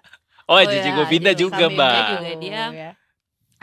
Dia sempat udah klaim kemenangan ya. Aku belum ngecek juga sih bedanya berapa Udah persen tuh. diucapin selamat sama Arafi. Arafi. Udah ini sujud syukur ya. Tim kampanye yang paling solid dari Iya. Arafi itu. Dan sekarang memang PR-nya untuk para tim ses juga untuk mengawal penghitungan nih gitu kan. Karena penghitungan kan berjenjang gitu kan. Jangan sampai ada yang suara yang kemana-mana gitu. Jadi sekarang tuh walaupun rasanya kita sebagai pemilih udah selesai coblos gitu ya. Iya. Timnya masih ini nih pusing ngawal ke sini, ngawal ke Tetap situ. melotot tuh matanya ya. Heeh. Mana nih? Mana nih harus sama jumlahnya, jangan ada yang kesana kesini, ataupun kalau ada yang misalkan mau siap-siap ini ya siap-siap setelah ini penghitungan pun kan belum selesai ya, bisa ada proses gugatan di Mahkamah Konstitusi juga gitu di MK. Oh iya benar. Jadi misalkan mungkin ada tim ses yang lagi nyiapin ngumpulin bukti-bukti juga nih buat bahan gugatan ke MK, bisa jadi ada juga. Iya, karena itu terjadi di Jakarta ya. Katanya ada kalau sayembara untuk melapor kecurangan Pilkada Jakarta dari tim Rindo dapat 10 juta katanya. Itu maksudnya gimana? Jadi kalau ada yang bisa lapor dan terbukti benar dia dapat 10 juta gitu. Kayaknya itu mungkin kita lihat lagi nanti di konversinya ya kenyataannya seperti apa. Lumayan memberikan shock ya itu tadi 10 juta. Shock Kak. Oh, Ketukar. shock ya. Benar. Tapi ya apakah sebetulnya hal ini tuh lumrah untuk dilakukan gitu ketika ya misalnya ya apabila yang menemukan kecurangan gitu dan ini diinisiasinya sama paslon gitu. pernah terjadi sebelumnya mungkin, Mbak? Mungkin strategi tim ses masing-masing gimmick ya. Biar Iya, seru. strategi alias gimmick tadi. Mhm. Kalau kotak kosong, Tiara, ini kan Hmm. banyak juga kotak kosong nih di pilkada kali ini. Ada yang menang nggak kotak kosongnya? Sejauh ini kita masih mantau juga sih beberapa kan yang kotak kosong rame juga di Jawa Timur ya, di beberapa daerah di Jawa Timur. Kalau Jawa Timur sih mayoritas kalah ya kotak kosongnya gitu. Tadi kita lihat juga karena cukup satu fenomena juga bahwa di pilkada kali ini kotak kosongnya Banyak ya? banyak gitu. Jadi Pada males orang ini ya jadi kepala daerah ya? Apa atau gimana? mungkin Tidak beberapa menarik daerah lagi. kan itu bagian dari strategi juga gitu Ah, ya. iya Jadi betul menggalang sih. dukungan semua parpol supaya calonnya nggak dapet dukungan parpol gitu. Ada juga strategi-strategi kayak gitu. Nah, jadi macem-macem lah. Apakah ada yang pakai kampanye kotak kosong juga gitu kan? Yang Apa yang bikin beda jadi 2024 apa yang akan terjadi ini. apabila kotak kosongnya menang dan kemudian nanti kan berarti akan dibuka lagi Ya, kalau pendaftaran nggak untuk salah, jadi kalau kotak kosong menang, si calon yang kalah ini akan ikut pilkada berikutnya. Jadi ada pilkada lanjutannya gitu. Si yang calon yang kalah dari kotak kosong itu tetap otomatis ikut gitu dan akan buka untuk ada calon berikutnya. kalau misalnya tetap nggak ada yang mendaftar. Kalau nggak salah ada aturannya terkait nanti daerahnya dipimpin PJ atau PLT seperti itu. Jadi pastinya dari pemerintah tetap memastikan daerahnya punya pemimpin gitu, tapi sembari pilkadanya nanti diulang dalam jangka waktu berapa lama. Tuh tinggal pilih Kak, mau Gresik, tuh ya kotak kosong menang di Gresik, Sukoharjo, Papua juga kemarin Sorong kan, ya. Sorong benar. Gimana Kak? Mau Gresik menarik sih karena ada Pasti smelter di sana. kalau Kak Gresik pasti asyik. Kota Gresik pasti asyik. Ini tinggal menunggu sampai tanggal 15 menuju ke sana, apalagi yang mungkin apa jadi perhatian Agenda, agenda-agendanya selanjutnya. Mungkin yang jadi perhatian pasti kan misalkan hasil pilkada ini juga berefek ke apa ya parpol-parpol gitu, konstelasi gitu kan. Misalnya kemarin ada yang koalisi, gimana nih evaluasinya dari hasil koalisi kemarin gitu kan. Atau gimana nih calon-calon yang kalah ngapain habis ini gitu kan ya. Bisa jadi ada pergerakan-pergerakan lagi ya. Atau penasarannya di nunggu situ. dapat bagi-bagi Nah, yang nggak tahu lain. juga nih. Nah, apakah tadi itu ada yang misalkan kayak sekarang ada yang udah mengakui kekalahan, ada yang belum gitu kan, ada yang masih menunggu gitu kan. Nah, yang kalau udah mengakui kekalahan nih mau ngapain nih abis ini gitu kan. Jadi artis lagi. Nah, siapa tahu ada gebrakan-gebrakan barunya kan. Gitu. Kayak ngerilis skincare yang versi terbaru lagi deh. Yang Waduh, kemarin kan sempat iya, mau iya, rilis kan. bener. Iya, iya. Dan iya sampai lupa juga Jabar Kang Ronald enggak menang tuh. Ronald Surapraja. Iya, Ronald ya. Surapraja tadi disebut sama Jajar Tiara Ronald, juga betul. termasuk. Ini di Banten ada yang menarik juga bahwa kita tahu Banten itu dipimpin sama satu apa sebutannya ya? Dinasti. Iya, thank you. Orang banyak menyebutnya seperti itu. Dan apakah di Banten kan sebetulnya berarti tidak terpilih ya yang lanjutan dari dinasti ini, so-called dinasti ini. Terus gimana tuh Mbak di Banten? Ya kemarin juga ada beberapa misalkan analisis-analisisnya gitu ya. Akhirnya Kalau ya, dari Gerindra sendiri sebagai pengusungnya Andra Soni bilang ya ini kolaborasi parpol-parpol, relawan gitu. Nah kita lihat aja apakah dengan perbedaan suara itu nantinya apakah ada lanjutan gugatan gitu atau ada strategi lainnya. Nah kita lihat juga di Banten gimana kan. Banten menarik ya, selalu menarik Banten sih. Baiklah, kita menunggu saja hasil-hasil resminya nanti sambil kita baca-baca pergerakannya. Ya. Pantengin aja Detik News, Detikers. Siapa tahu nanti habis ini ada pergerakan-pergerakan bawah tanah yang menarik lainnya dari Wow. Atau para elit gitu. mungkin bahkan Elit yang global. udah selebrasi jadi gak jadi. Wah. Itu seru lagi tuh. Tiba-tiba ya. udah mendekat aja ya. Udah kubu ngucapin satunya. selamat padahal dia kayak udah tahu. Nanti di akhir kita lihat nanti pergerakan lainnya. Terima kasih Nda Mutiara kami dari Detik News. Terima kasih. Sudah mengevaluasi ya tadi hasil pilkada kemarin. Kita jelang kemudian 1 jam berikutnya di Detik sore hari ini Detikers kita masih punya amunisi yang banyak buat kalian. Update informasi terbaru dari Detik Talk. Nah, sekarang kita akan jalan-jalan DMC lagi ke Brigadir Velia yang mau mengevaluasi salam presisinya Edo. Ya, silahkan. Selamat sore. Aduh, udah lupa lagi. Selamat sore Edo dan Eiza. Sudah siap remedial belum, Edo? Habis Brigadier Ovelia laporan ya. Gue lihat dulu contohnya. Ini Betul ya. pergerakannya dari Fatmawati kemana nih? Kayak cepet banget tiba-tiba udah pindah lokasi lagi. Langsung kling. Iya. Iya, ada Kage Bunshin no Jutsu mereka. Jangan-jangan Jini oh Jini. Wow. Beda genre kita. Wow, jauh sekali oldnya. Silakan kalau gitu Brigadier Ovelia untuk laporannya. Baik, terima kasih Edo dan Eiza di studio. Detikers saat ini kita bergeser ke arah Lebak Bulus atau Ciputat, di mana situasi kondisi arus lalu lintas nampaknya juga terlihat adanya peningkatan volume kendaraan di kawasan ini, baik itu dari arah Fatmawati yang akan mengarah ke Pondok Indah dan dari arah Pondok Pinang yang akan mengarah ke arah Lebak Bulus. Nampaknya sudah terlihat adanya perlambatan kecepatan kendaraan.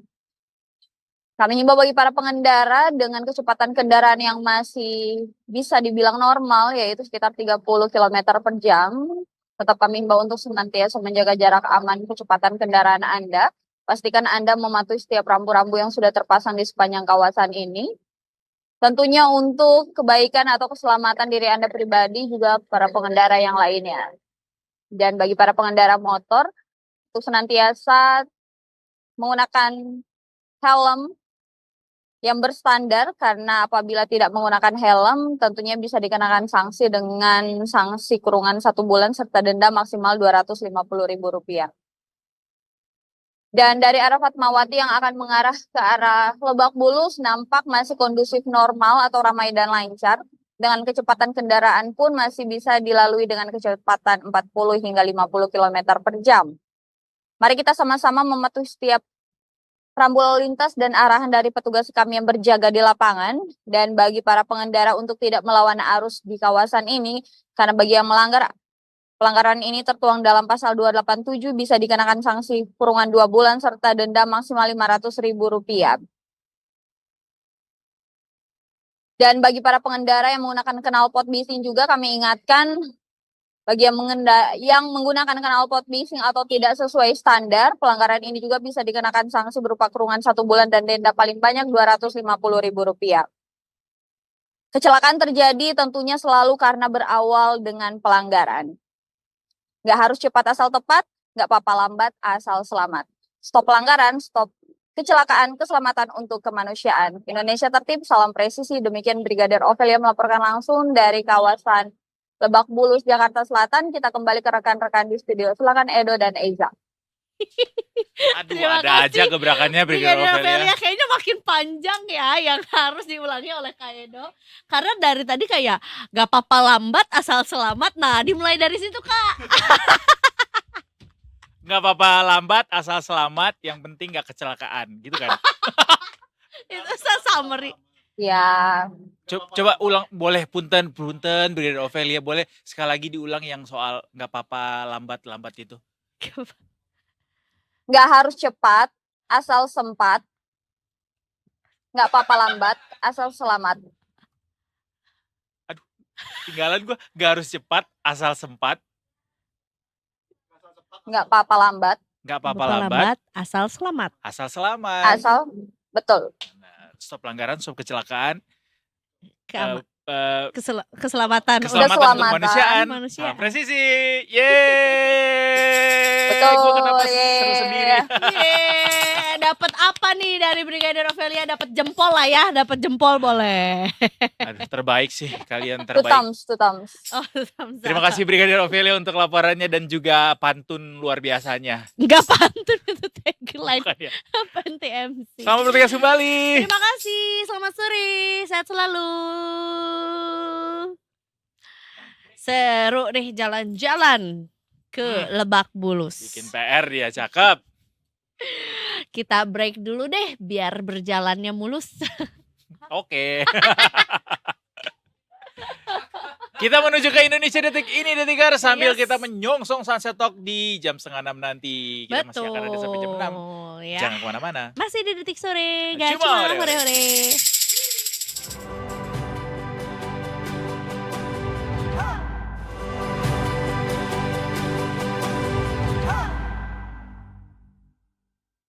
You're still watching Detik Sore. Gak cuma hore-hore. Abis break yang seru karena aku abis makan tape biskuit. Ya. Aduh, aku nggak tahu tuh nama official cemilan itu, but I love it. Gabin. Kue gabin. Gabin bertape. Hmm. Jadi dia ada lagunya karena bertape. Tape. Ah, beda. Hanya generasi milenial dan di atasnya yang tahu sih. Gede tuh segede Gabin. Gede tuh Gaban segede gaban. dong. Tahu nggak asal mula kata gaban itu apa? Gimana tuh, Kak?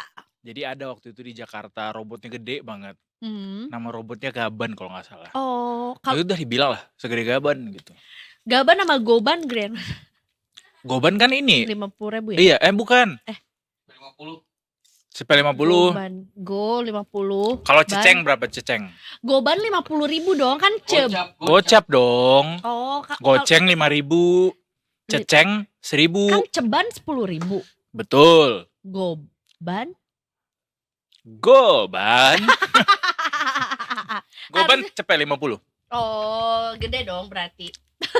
Tergantung ya. Buat apa dulu Namanya ya? uang tuh kan relatif, Relatif ya. Buat siapa gede, buat siapa kecil gitu. Anyways, kita juga pasti akan Bener, Goban itu 50.000. Ya kan? Salah lo Gun. Gocap, sorry. Parah banget Iya. tuh. Gocap tuh 50 aja. Jadi Iya. Goban itu istilah sebenarnya yang harusnya disebut Goban 50.000, tapi Mhm. dalam masyarakat lokal istilahnya gocap. Jadi Ya, kayak 50. kalau lo the OG Chinese Mhm, people Mandarin, nah itu bilangnya Goban. Betul, karena aku tuh ingetnya ceban. Kalau ceban aja 10.000, artinya goban 50.000. Karena gope 500, cepek 100, Ceceng? gitu. 1.000. Ya kan? Kalau duit mah cepet gua. Well, aku cinta rupiah. 20.000 Walau noban, dolar 20.000 lagi noban. naik-naiknya. Enggak deh, lagi turun-turunnya. Kelihatan banget lagu-lagunya. Kalau gue mah lagunya ini. Apa tuh? Ariana Grande, Sabrina Carpenter, Olivia Rodrigo. Olivia Rodrigo. Kita Ini sekali. kabarin beberapa berita dari daerah yang telah menyelesaikan pemungutan suaranya ya Detikers ya. Ada beberapa hal menarik nih yang bisa di-share yang sudah disiapkan sama timnya Detik Sore. Jadi mulai dari mana dulu? kubu Ridho yang menduga ada kecurangan Oh. politik uang, Mhm. sembako gitu. Jadi ini disampaikan keterangan atau respons dari Pramono Anung sendiri sebagai pasangan calon nomor urut 3. Mhm. Bener ya, 3 ya. Di sini Pramono Anung 3. salah nih.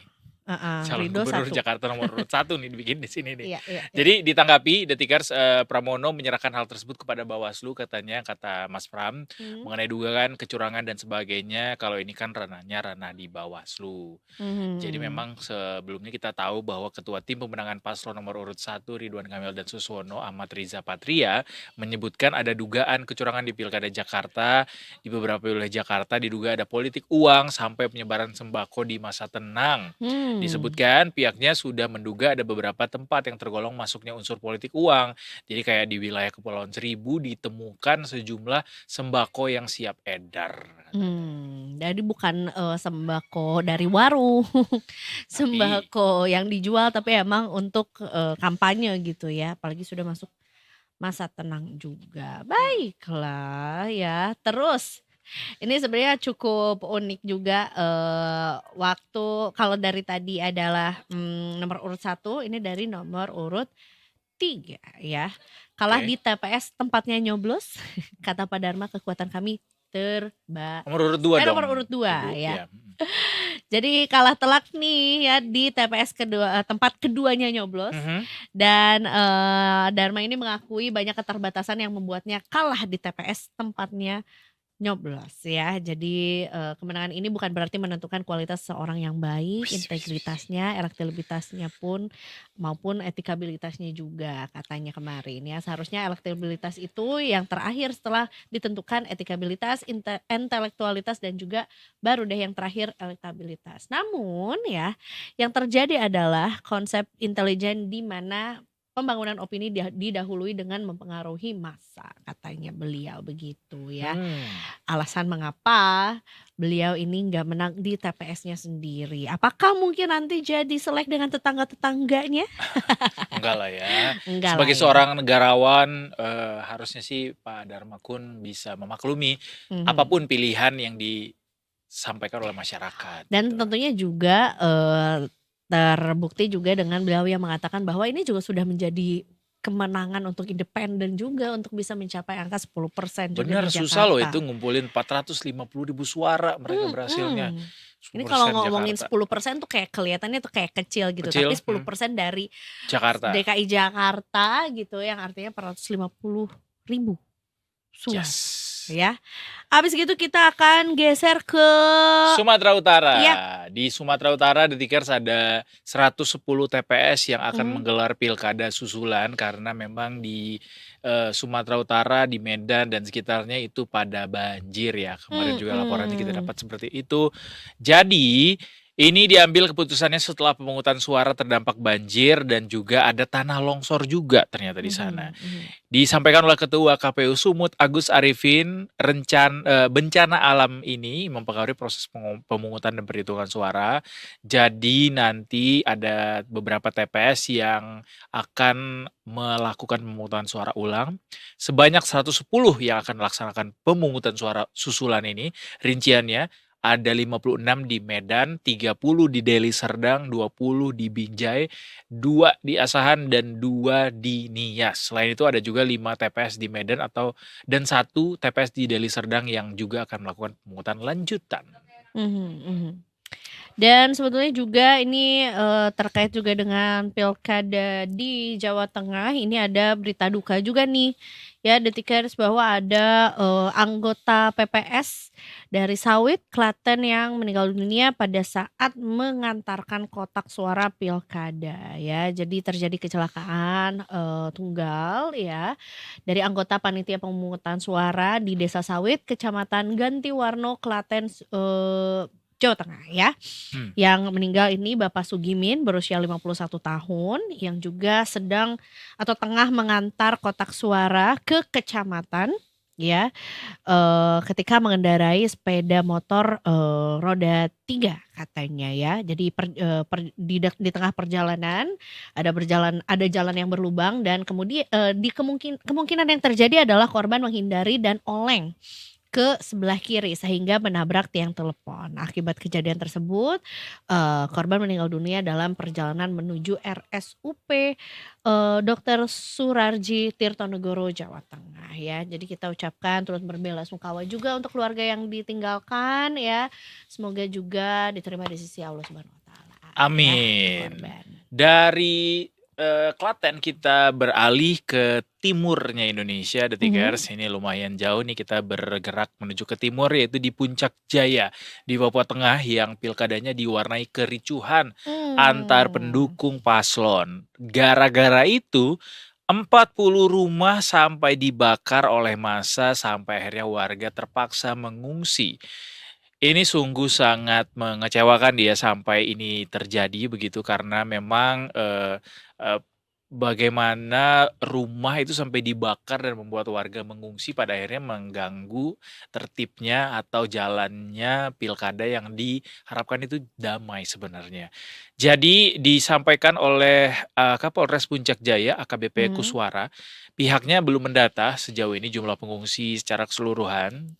Selain ke Polres dan Kodim, sebagian korban juga mengungsi ke rumah keluarga dan juga kerabatnya. Sementara juga diungkapkan bahwa massa yang terlibat bentrok ini adalah pendukung paslon nomor urut 1 dan nomor urut 2. Jumlah korbannya sebanyak 94 orang sejauh ini yang terlaporkan dan rencananya akan dirujuk ke RSUD Jayapura sebanyak 14 orang guna dilakukan penanganan lebih lanjut. Mudah-mudahan bisa segera diatasi dengan aman terkendali oleh bapak-bapak kepolisian di sana dan juga tidak terjadi lagi kerusuhan lanjutan ya terkait ini. Udahlah guys, ini nih memang it's just game gitu ya Iya, ini hanya istilahnya. kontestasi Kontestasi politik aja. lah Kalau ya. memang ada yang tidak berkenan nanti dilaporkan atau disampaikan aspirasinya secara Hmm. baik-baik, jangan ada yang anarkis. Betul, ini sebetulnya juga satu berita yang kurang menyenangkan juga, yaitu adalah adanya bentrokan juga antar kubu di Sulawesi Selatan ya. Jadi ini bentrokan antar kubu pendukung pasangan calon pilkada di Kabupaten Jeneponto, Sulawesi Selatan. Dan insiden ini dipicu karena saling klaim kemenangan antar pendukung paslon Bupati dan Wakil Bupati Jeneponto nomor urut 2 Paris Yasir dan Islam Iskandar dengan nomor urut 3 Muhammad Sarif dan Muhammad Nur Alim Kolbi. Padahal sebetulnya juga sudah dinyatakan bahwa sebetulnya ini baru hasil sementara ya kan, Hanya belum sementara. ada, betul, belum ada apa tuh sebutannya ya, pernyataan resmi gitu ya dari KPU juga, yang artinya sebetulnya ya preskon boleh memberikan semangat kepada para pendukung gitu ya, atau para relawan juga boleh, tapi kayaknya kalau ini dua-duanya Sampai mengklaim bentrok gitu ya. kemenangan dan akhirnya bentrok gitu ya, jadinya begini hasilnya juga ya. Jadi sebetulnya ini juga telah terjadi, tapi juga sudah dihalau ya, sudah ditengahi oleh kepolisian dan Brimob setempat, dan juga ada bantuan dari Kodim juga ya. Jadi ini sempat disampaikan juga oleh PLT Kasih Humas Polres Jeneponto Ibtu Uji Mugni ya. Dan ini tuh terjadi di Jalan Poros Alu, Kelurahan Benteng, Kecamatan Bengkala di Rabu malam sekitar pukul 22.30 WITA, dan bermula salah satu kubu pendukung itu melakukan pawai dan bertemu dengan kubu lainnya di lokasi bentrok yang juga sedang melakukan selebrasi juga. Jadinya dua-duanya loh, kita lagi selebrasi juga. Akhirnya terjadi saling lempar, tapi tentunya juga sudah Padahal mah saling selebrasi aja ya. Gak usah pakai Iya. lempar-lemparan dan bawa sajam segala. Padahal bisa juga bilang kayak inilah kemenangan untuk Jeneponto. Iya. Ya kan, siapapun yang menang pasti akan ada yang menang dan kalah sebetulnya Exactly. ya. That's Namanya juga that's what we call game. betul gitu. Ya mudah-mudahan tidak ada lagi ya. Walaupun sebetulnya ini juga sudah ditangani dan tidak meluas ke wilayah lainnya juga, dan tidak ada korban jiwa sebetulnya ya. Dari berita pilkada kita mau share dikit Detikar soal salah satu berita terbaru dari Detik News yang juga cukup banyak menyita perhatian di siang sampai sore hari ini, yaitu bagaimana sebuah video yang ramai beredar di media sosial memperlihatkan seorang Maru Arar Sirait, politikus partai Gerindra, yang membuka sayembara senilai 8 miliar rupiah untuk siapa saja yang bisa menangkap buron kasus suap pergantian antar waktu Harun Masiku. Jadi KPK juga sudah memberikan respons terhadap video yang beredar di media sosial ini. Sudah ditanyakan juga ke teman-teman di KPK, dan ternyata KPK memberikan apresiasi atas sayembara dari Bang Ara ini. Jadi kalau misalnya kalian bisa menemukan seorang Harun Masiku, guys, ini ada uang segar 8 miliar dari kantong Bang Ara sendiri katanya. Jadi kalau bisa di share nih quote-nya Bang Ara nih, Detikers, saya juga memang melihat ya, itu akan saya gunakan energi misalnya untuk membantu dan menggerakkan jaringan saya untuk misalnya ada satu kasus besar yang saya lihat itu akan libatkan orang-orang besar di Republik ini yang menyangkut Harun Masiku. Harun Masiku itu siapa sih? Kok bertahun-tahun nggak bisa ditangkap katanya. Dan akhirnya dijanjikanlah uang 8 miliar rupiah, uang pribadi saya katanya, saya akan kasih bonus bagi yang bisa tangkap Harun Masiku. Supaya semangat, supaya tidak ada di negara ini yang kebal hukum. Saya gunakan berkat dari Tuhan itu untuk memberantas korupsi di Indonesia.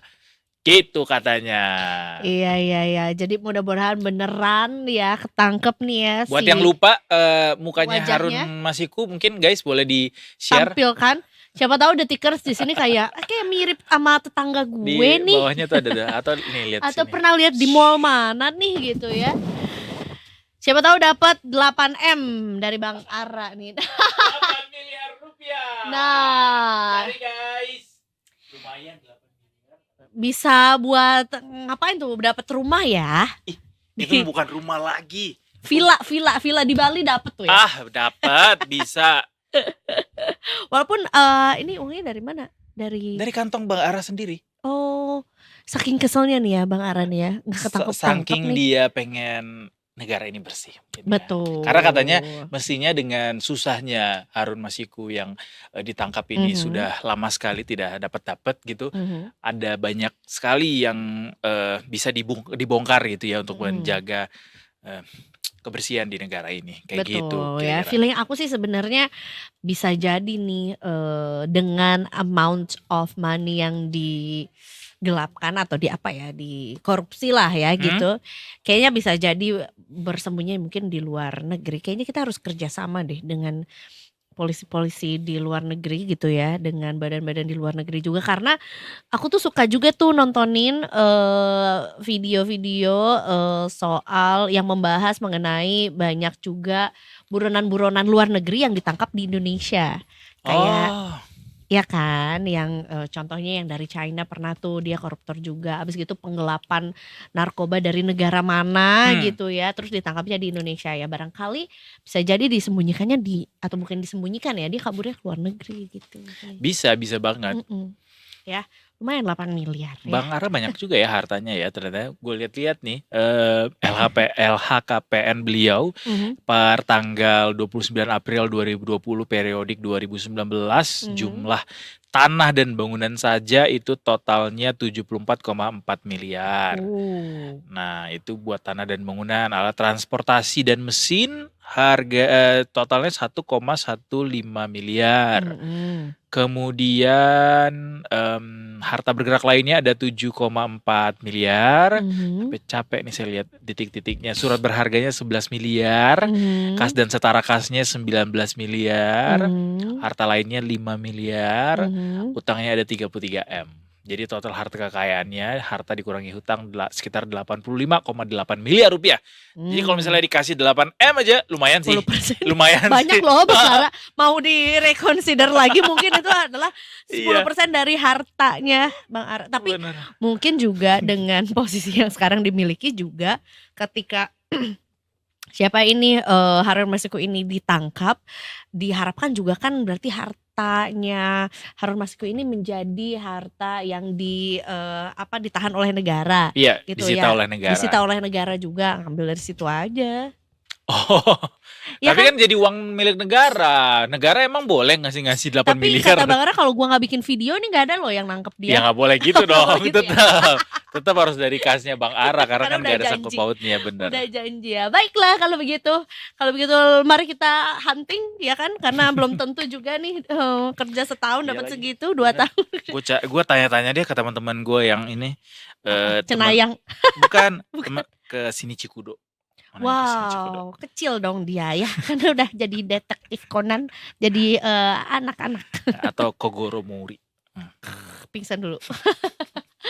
Ya udah, atau panggil pesulap merah katanya. Kalau dia mah ngobatin santet guys, ngelawan santet dia Nggak bisa. bisa ya nyari orang ya.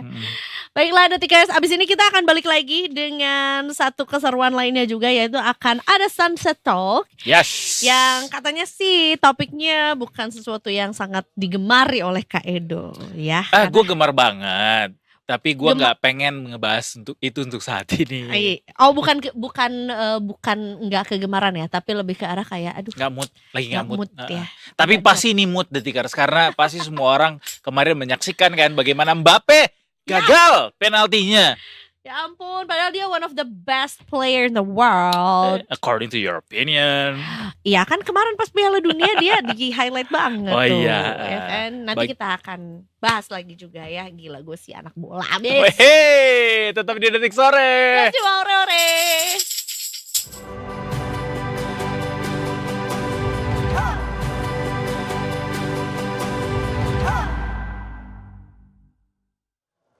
Welcome back to Detik Sore. Gak cuma ore-ore. Ya akhirnya kita di area luar lagi ya, setelah berhari-hari. Agak mendung dan betul. Tidak ada matahari semburatnya. Iya betul, sebulan ini.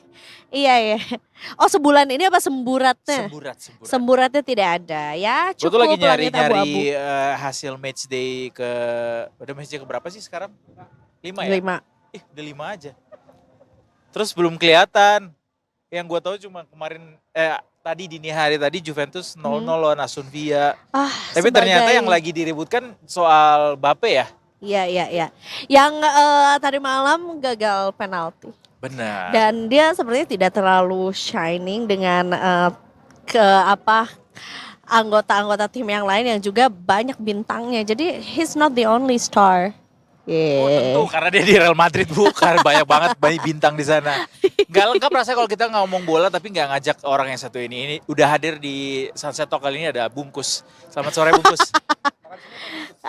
Karetnya 2 pedes banget tuh.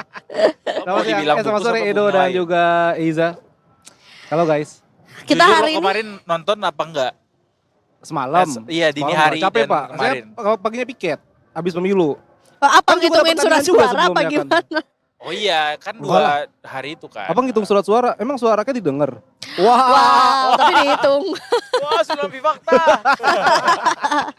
Walach.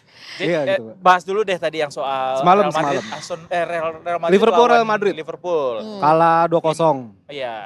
Golnya McAllister sama Cody Gakpo. Dan Real Madrid ini kasihan sih sebenarnya. Dia tuh emang lagi suka kalah ya. Iya, Madrid tuh lagi Lagi badai cedera, Pak. Hah. 6 pemain utamanya tuh cedera. Terakhir Vini itu lawan Leganes kemarin cedera paha dan absen 2-3 pekan. Waduh. Ya akhirnya Madrid walaupun punya Endrick dan Bellingham dan Arda Güler ya ompong di depan di gawang Liverpool. Kenapa bisa bertabur cedera gitu? Apakah mereka sedang tidak fit? Ataukah mungkin tidak nggak tahu lagi, nggak diperhatiin Ya, itu sih masalahnya kita kalau naik motor malam tuh nangin malam kan nggak enak badannya. Emang mereka motor malam-malam. Ke Bernabeu gitu ya, pakai motor. Enggak, mereka emang nggak bisa dibilang musim ini memang kompetisi padat banget kan. Kompetisi padat banget dan itu sudah dikeluhkan oleh beberapa pemain. Pun Real Madrid juga Eder Militao itu baru pulih dari ACL, udah kena ACL lagi ya kan. Alaba masih belum fit juga. Terus ya itu Rodrigo dan Vini akhirnya harus cedera. Ya memang sebenarnya gini sih, kalau misalnya bola itu kalau misalnya cedera itu bisa kambuhan gitu loh. Kitanya batuk bisa kambuhan kan. Ya apalagi ini cedera itu investasi mereka, kaki mereka kan ya akhirnya bisa continue gitu, bisa berulang-ulang lah. Seperti itu. Jadi ya Apalagi memang kalau ACL ya. Iya pun Madrid bisa dibilang nggak punya kedalaman back yang mumpuni gitu kan. Kemarin Valverde jadi back kanan loh, gelandang. Itu strategi yang stand up memang komedi sih. Lucu sebenarnya. Apakah itu sebetulnya percobaan aja gitu? Ya bisa dibilang emang Ancelotti suka ngasih kejutan ya gitu kan. Oh. Wow. Gebrakan. Kaget dong. Tapi benar bahwa masalah utama di Real Madrid saat ini adalah badai cedera itu. Bukan Badai yang cedera lain. dan tidak ada kedalaman squad. Itu sih masalahnya. Kedalaman squad nggak ada. Nggak ada Pak. Bukannya Iya, ya oke lah ada Lini per Endrick, lini ada Arda Güler, tapi kan tetap karena badai cedera itu. karena pada badai akhirnya cedera itu Pak. kedalamannya. Dan juga masalah Mbappe yang sampai sekarang ini Nyetel. bentrok sebenarnya Mbappe itu kan sayap kiri ya di winger dia kan. Tapi yang mau nggak mau dipaksain di Madrid tuh di tengah karena udah ada posisi Vini kan. Dia mau kanan ada Rodrigo dan Mbappe pun di tengah sebenarnya bukan posisi idealnya sih. Thierry Henry aja ngomong kayak begitu gitu loh. Mbappe tuh ya tipikal pemain sayap terus cut in ke tengah gitu kan. Nggak yang di depan jadi penyerang tengah gitu, jadi finisher nggak gitu Mbappe. The thing is, Mbappe juga tidak terlalu nyetel di Real Madrid selain daripada gara-gara ganti posisi itu. Iya. Buktinya juga penaltinya juga gagal kemarin. Nah, sama Kelleher ya kan. Tapi Bang Kelleher ini kiper muda Liverpool, kalau nggak salah dia udah nepis 2 dari 5 penalti deh. Dan itu krusial. Chelsea juga tepis kalau nggak salah waktu itu. Pas adu penalti, gue lupa di mana gitu. Apa faktor kegagalannya sebetulnya? Apakah memang menghadapi kiper yang kece banget kali ini? Muda itu, dia masih 20 tahunan loh, Za. Oh. Sikat aja. Bisa kali. Lah, main sikat-sikat aja. Lantai kali PDKT disikat. gitu, kayak suka sama orang Bandung. Tapi untuk diketahui memang Liga Champions sekarang ini menariknya kan klasemen kan. Bukan grup kayak musim lalu kan. Jadi itu ada 36 tim. Dan itu peringkat pertama sampai ke 8 itu langsung lolos 16 besar. Itu ntar kayak musim lalu. Peringkat 9 sampai ke 24 itu playoff dulu. Ngebutin babak 16 besar. Terus ke 25 sampai ke 36 itu gugur. Nah Madrid lagi di posisi ke 24. Ya. Batas batas terakhir playoff ya kan dengan 6 poin. Dia dari 5 laga cuma menang 2 kali dan kalah 3 kali. So ya ini Madrid bener memang lagi di ini sih Terpa badai. Iya terpa badai gitu kan. Ya mungkin sesuai dengan jargonnya, halah Madrid gitu. Waduh. Tapi masih lebih bagusan posisi Real Madrid daripada PSG. Wah, PSG 25. udah masuk ke jurang itu, Pak. PSG itu dari 5 laga dia baru menang sekali lawan Girona. Abis itu dia kalah terus seri sekali. Terakhir kalah sama Munchen. Dan PSG itu sepanjang 5 laga ini punya 13 big chance, 13 peluang, 12-nya tuh mubazir. Nggak jadi gol. Dari 13 peluang besar, 12-nya nggak jadi gol. Tapi balik lagi soal pertandingan Real Madrid versus Liverpool kemarin, menurut lo faktor yang lebih besar apakah karena memang Real Madridnya yang memang dalam down performance atau Liverpoolnya emang lagi gacor banget di ini yang menarik Eropa? Nah, Elza Tobat gimana, Za? Menurutku sih emang hidup tuh kan kadang di atas, kadang di bawah. Filosofi sekali ya jawabannya. Mensana in corpore sano. Tolong. Enggak, jadi emang bener loh menarik untuk dilihat. Liverpool ini kan sekarang komandonya baru ya, dari Jurgen Klopp ke Arne Slot gitu kan. Tapi kan Jurgen forever. Iya sih. Kaosnya Mas Lukas. Jurgen forever. Mas Reza ya. Liverpool banget. Berisik lah di Instagram. Orang yang nonton pasti. Nah tapi memang bisa dilihat Slot ini ternyata tidak butuh waktu lama untuk adaptasi begitu kan. Sebenarnya pun dari segi permainan Liverpool ini nggak gegen pressing kayak Klopp dulu gitu. Nggak yang ngotot B-nya. Tapi memang Van Dijk kayak bilang sekarang tuh kita mainnya kayak elegan gitu loh. Dan Liverpool memang skuadnya ya mereka matang-matang, mereka kedalaman skuadnya mumpuni kecuali di bek tengah ya. Dan para pemain mudanya nih lagi bagus-bagus, Conor Bradley, Kelleher, Curtis Jones. Belum aja masuk Chiesa ya? Si kaki kaca itu ya. Tapi iya Chiesa masih cedera sih. Kenapa disebut kaki kaca? Kaki kaca itu ini Iza, istilah untuk pemain atlet yang gampang cedera. Kaki kaca. Jadi ya. Kalau sepatu kaca apa, Za? Cinderella. Itu dia. Makasih. Tapi emang Liverpool tuh gue juga cukup surprise sih setelah pergantian dari Jurgen gitu ya. Dengan slot yang baru ini. Wah, segacor ini gitu Liverpool. Gue jadi pakai bahasa slot sih gacor. Kita nanti ganti suku katanya. Di IPL pun soalnya jauh banget kan 8 poin. posisi dengan peringkat kedua 8 poin tuh. Kayak wow. Jadi emang Liverpool ya bisa dibilang ini saatnya sombong-sombong banget lah ini big reds. Tapi nih. kan sebetulnya masih panjang perjalanannya Panjang, untuk masih bilang awal, ya. Liverpool lagi selesai gacor ini gitu. Kan maksudnya mereka masih harus menghadapi masih banyak gitu pertandingannya. Masih banyak pertandingan sebetulnya ini masih awal sebenarnya kan. Tapi di awal ini Liverpool lagi di puncak Liga Inggris sama di puncak Liga Champion. Untung nggak di puncak Jawa Barat ya. Ya, macet lagi dibenerin kan, diberesin. Tapi memang ya Liverpool ini mungkin lebih banyak faktor non teknis sih. Kayak misalnya Salah, Van Dijk sama Trent tuh belum perpanjang kontrak. Mereka tuh habis kontraknya akhir musim ini kan 2025. Salah oke lah 32 tahun mungkin udah dibilang usia senja. Tapi Salah tetap top chair dia. Sampai sekarang pun Salah nggak tergantikan kok di depan gitu. Walaupun ada Gakpo, walaupun ada Luis Diaz, walaupun ada Darwin Nunes dan sebagainya, Salah tetap nggak tergantikan gitu. Gosip terkini kok soal nasib kontraknya Salah gimana? Salah terakhir bilang sih dia belum nerima apa-apa dari Liverpool gitu. Dan dia bilang ya gue malah lebih dekat ke jalan ke pintu keluar daripada bertahan di sini gitu kan. Oh gitu udah dia sempat bilang kayak gitu. Itu dan dari dia atau dari Salah langsung agennya? Dari Salah langsung, Salah ngomong gitu. Terus Jamie Carragher lagi dari Liverpool bilang nih Salah arogan sih gitu loh. Tapi memang perlu diketahui Liverpool cukup dalam tanda kutip pelit sih untuk beli pemain untuk perpanjang kontrak gitu kan. Mereka lebih senang reduce recycle lah mungkin ya. Bisa jadi, tapi menariknya kasus Salah ini beda sama Coutinho. Coutinho dulu kan sempat si Klopp sampai bilang lu di sini bakal dibikin patung jadi legenda, tapi akhirnya Coutinho milih ke Barca dan menjadi pemain termahal sampai saat ini kalau nggak salah. 2 triliun something harganya kan. Dan Salah nih ya sebenarnya dia pun pergi nanti dia nggak dapat duit karena kan free transfer kan. Tapi ya Salah sepertinya masih pengen bertahan, tapi nggak tahu Liverpool petingginya gimana sih. Kayaknya ada konflik internal ya. Itu. Ada batu di balik udang sebenarnya. Waduh, ketuker dong Kak, nggak ketutup batunya. Jadi gawan kalau gitu ya. Gitu sih dong. Ini untuk Liga Champions berapa total pertandingan sih di babak? Di klasemen ini ada 8 pertandingan. Setiap tim 8 pertandingan, nanti sisa 3 pertandingan lagi. Ya itu tadi apa patut dinanti. Kalau misalnya Real Madrid sampai ikut playoff 16 besar, itu jadwal mereka padat banget ntar bulan Februari kalau nggak salah. Mereka bakal padat, mereka bakal main La Liga, Copa del Rey, mereka main playoff juga. Terus kalau nggak salah, World Championship juga ya. iya mereka tuh bener bakal padat banget kalau misalnya mereka ikut playoff. Karena kan ya berarti harus bertanding lagi kan. Tanding lagi, Iya, iya. benar. Kalau itu yang terjadi dan berkaca juga sama apa tuh Liverpool yang juga jadi banyak yang cedera gitu karena memang harus ada recovery time untuk mereka. Gimana strateginya dari Haji Naim. tim? Itu paling bener sih. Kan deket nih. I'm trying. Tapi benar sih. Iya paling abis itu gak boleh makan gorengan, makan telur, minum susu. Paling gitu kan. Iya kan, gue pernah gitu soalnya. Lu pernah kesini juga Haji Naim? Enggak Lu pernah pernah. ke Haji Naim, Dok? Belum. Enak. Emang itu dikasih tipsnya emang cuman gitu Iya doang. dikasih kertas gitu terus jangan makan Dan gorengan. gak ada kepentingan juga untuk ke Haji Naim. Kan itu buat orang-orang yang ke Sleo gitu-gitu kan. Ya kan bisa jadi Pak kalau ke Seleo. Iya sih. Tapi serem-serem Pak, gue pernah ke situ. Aduh jangan deh. Banyak Ya maksudnya teriakan-teriakan banyak kan? orang-orang Lo pernah? Pernah, 2 kali pernah ke situ. Tangan sama kaki pernah. Kenapa tuh? Gimana? Kalau tangan waktu itu mau jatuh dari motor terus habis itu kena berhenti terus pasir terus kayak jatuh gitu kan akhirnya gue nahan semua nih di sini nih. Nah itu sakit nggak bisa. Motornya nggak apa-apa? Motornya bebek aja sih. Udah semester 4 kalau nggak salah dia ngambil jurusan fisika kimia. Enggak, tapi iya tuh ampuh nggak?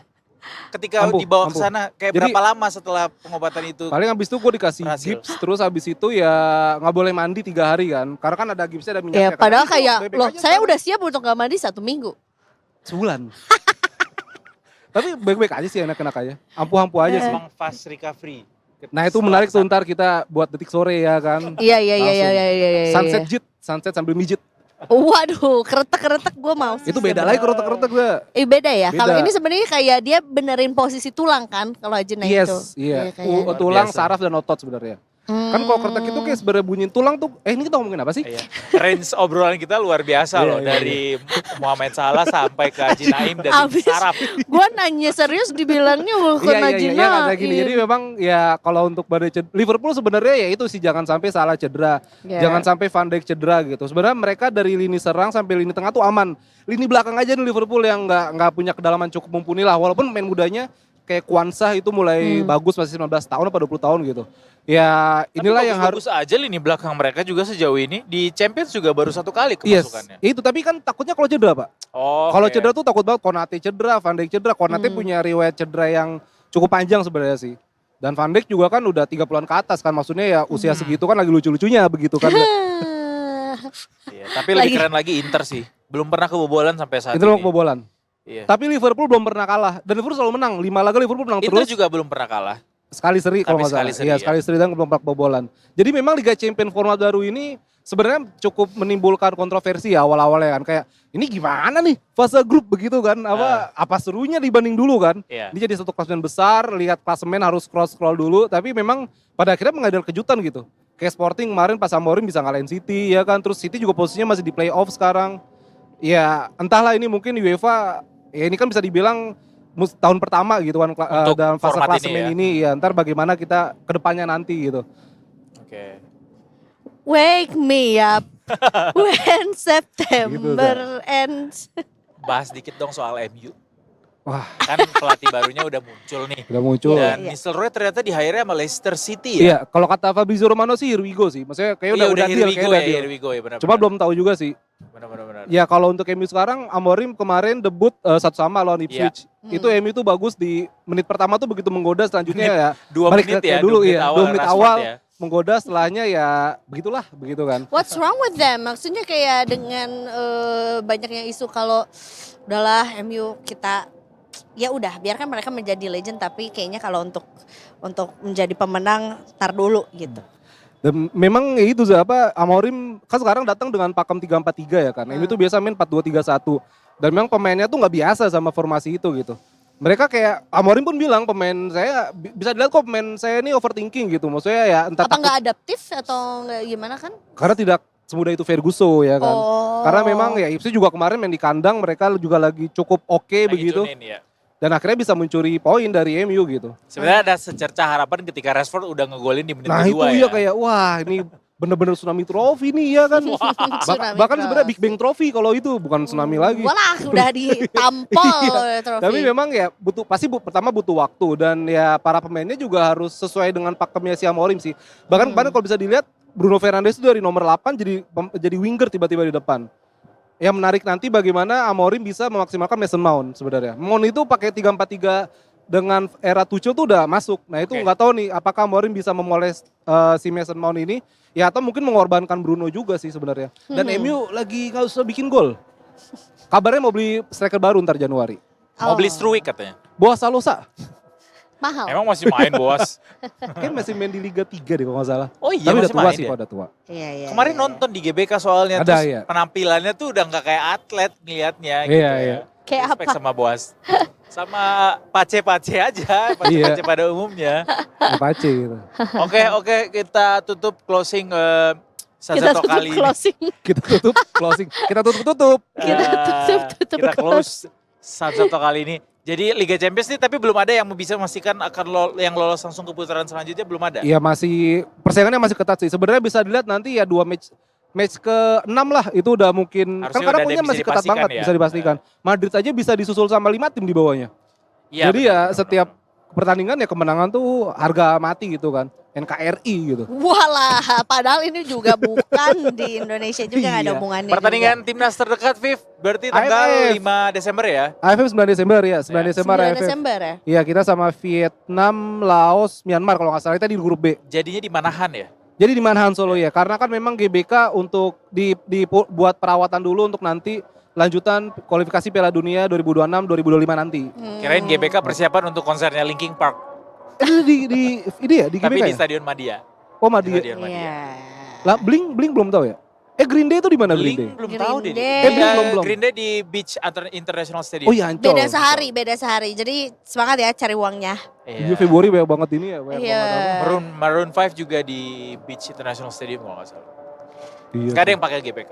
Ya nah itu GBK memang disiapin dan AFF nanti kan juga yang waktu itu kita pernah bilang sama Pak Sumarji kan U22 yang bakal main dan Ya. mereka sekarang udah sampai di Bali untuk teknik training center, TC training center musatan latihan. Nanti bakal dikurasi lagi tuh skuadnya. Tapi udah Garuda calling kan? Udah Garuda calling. Ya, kayak Struik pengumuman masuk. Squad kan? Hubner masuk, Ivar masuk. Tapi Ivar nggak ada Jenner. Martin Paes ya? Paes enggak kayak, istirahat sih kayak. Kalau kata Pak Erick Thohir terakhir ya Paes karena dia udah capek nih MLS dari awal 2024 istirahat dulu lah nggak apa-apa. Liburan lah dulu sama Luna. Iya, ke Bali Susah dia lagi. ke Bali. Pokoknya sama Luna lah. Susah nyebutin Iya. namanya yang terakhir. Model dunia loh dia itu, Pak. Benar. Alright, besok ada the hat trick. Yes, Kita akan oke. bahas apa besok Pak? Coba spill dikit. Besok kita bahas Liverpool City. Dalam tanda kutip final Liga Inggris. Oh. Final Liga Inggris. Dalam tanda kutip ya. Oh. Final Liga Inggris. Kenapa dibilang final? Karena sekarang selisih 8 poin. Iya, Kalau nanti Liverpool menang, selisih 11 poin. Dan cuma ada 2 tim di Liga Inggris yang bisa nyalip peringkat pertama dengan selisih 11 poin sejauh itu sih. Oke. Jadi kayak ya kalau City kalah, bye-bye Ya sih. walaupun masih pertandingan ke berapa? Laga ke-13 kalau nggak Iya salah masih ya. belasan. Long way to go. Dan besok juga masih akan bahas soal AFF juga ya. Karena Iya. kan kita ganti nih pemain-pemainnya juga ya. Kita mah pokoknya sekarang bola banget. Yus. Eh. Bola mania, mantap. Mantap. Terima kasih guys untuk kebersamaannya dalam 2,5 jam terakhir. Kita harus pamit dulu tapi besok Detik Sore masih hadir kembali. Yes ya. Oke, kita besok ketemu lagi. Oke. Eduardo Sibarangir pamit. Sama Vira pamit. Lebaran cabut. Ya, seluruh kru yang bertugas juga pamit undur diri. Besok kita ketemu lagi. Tentunya cuma di Detik Sore. Gak Gak cuma cuma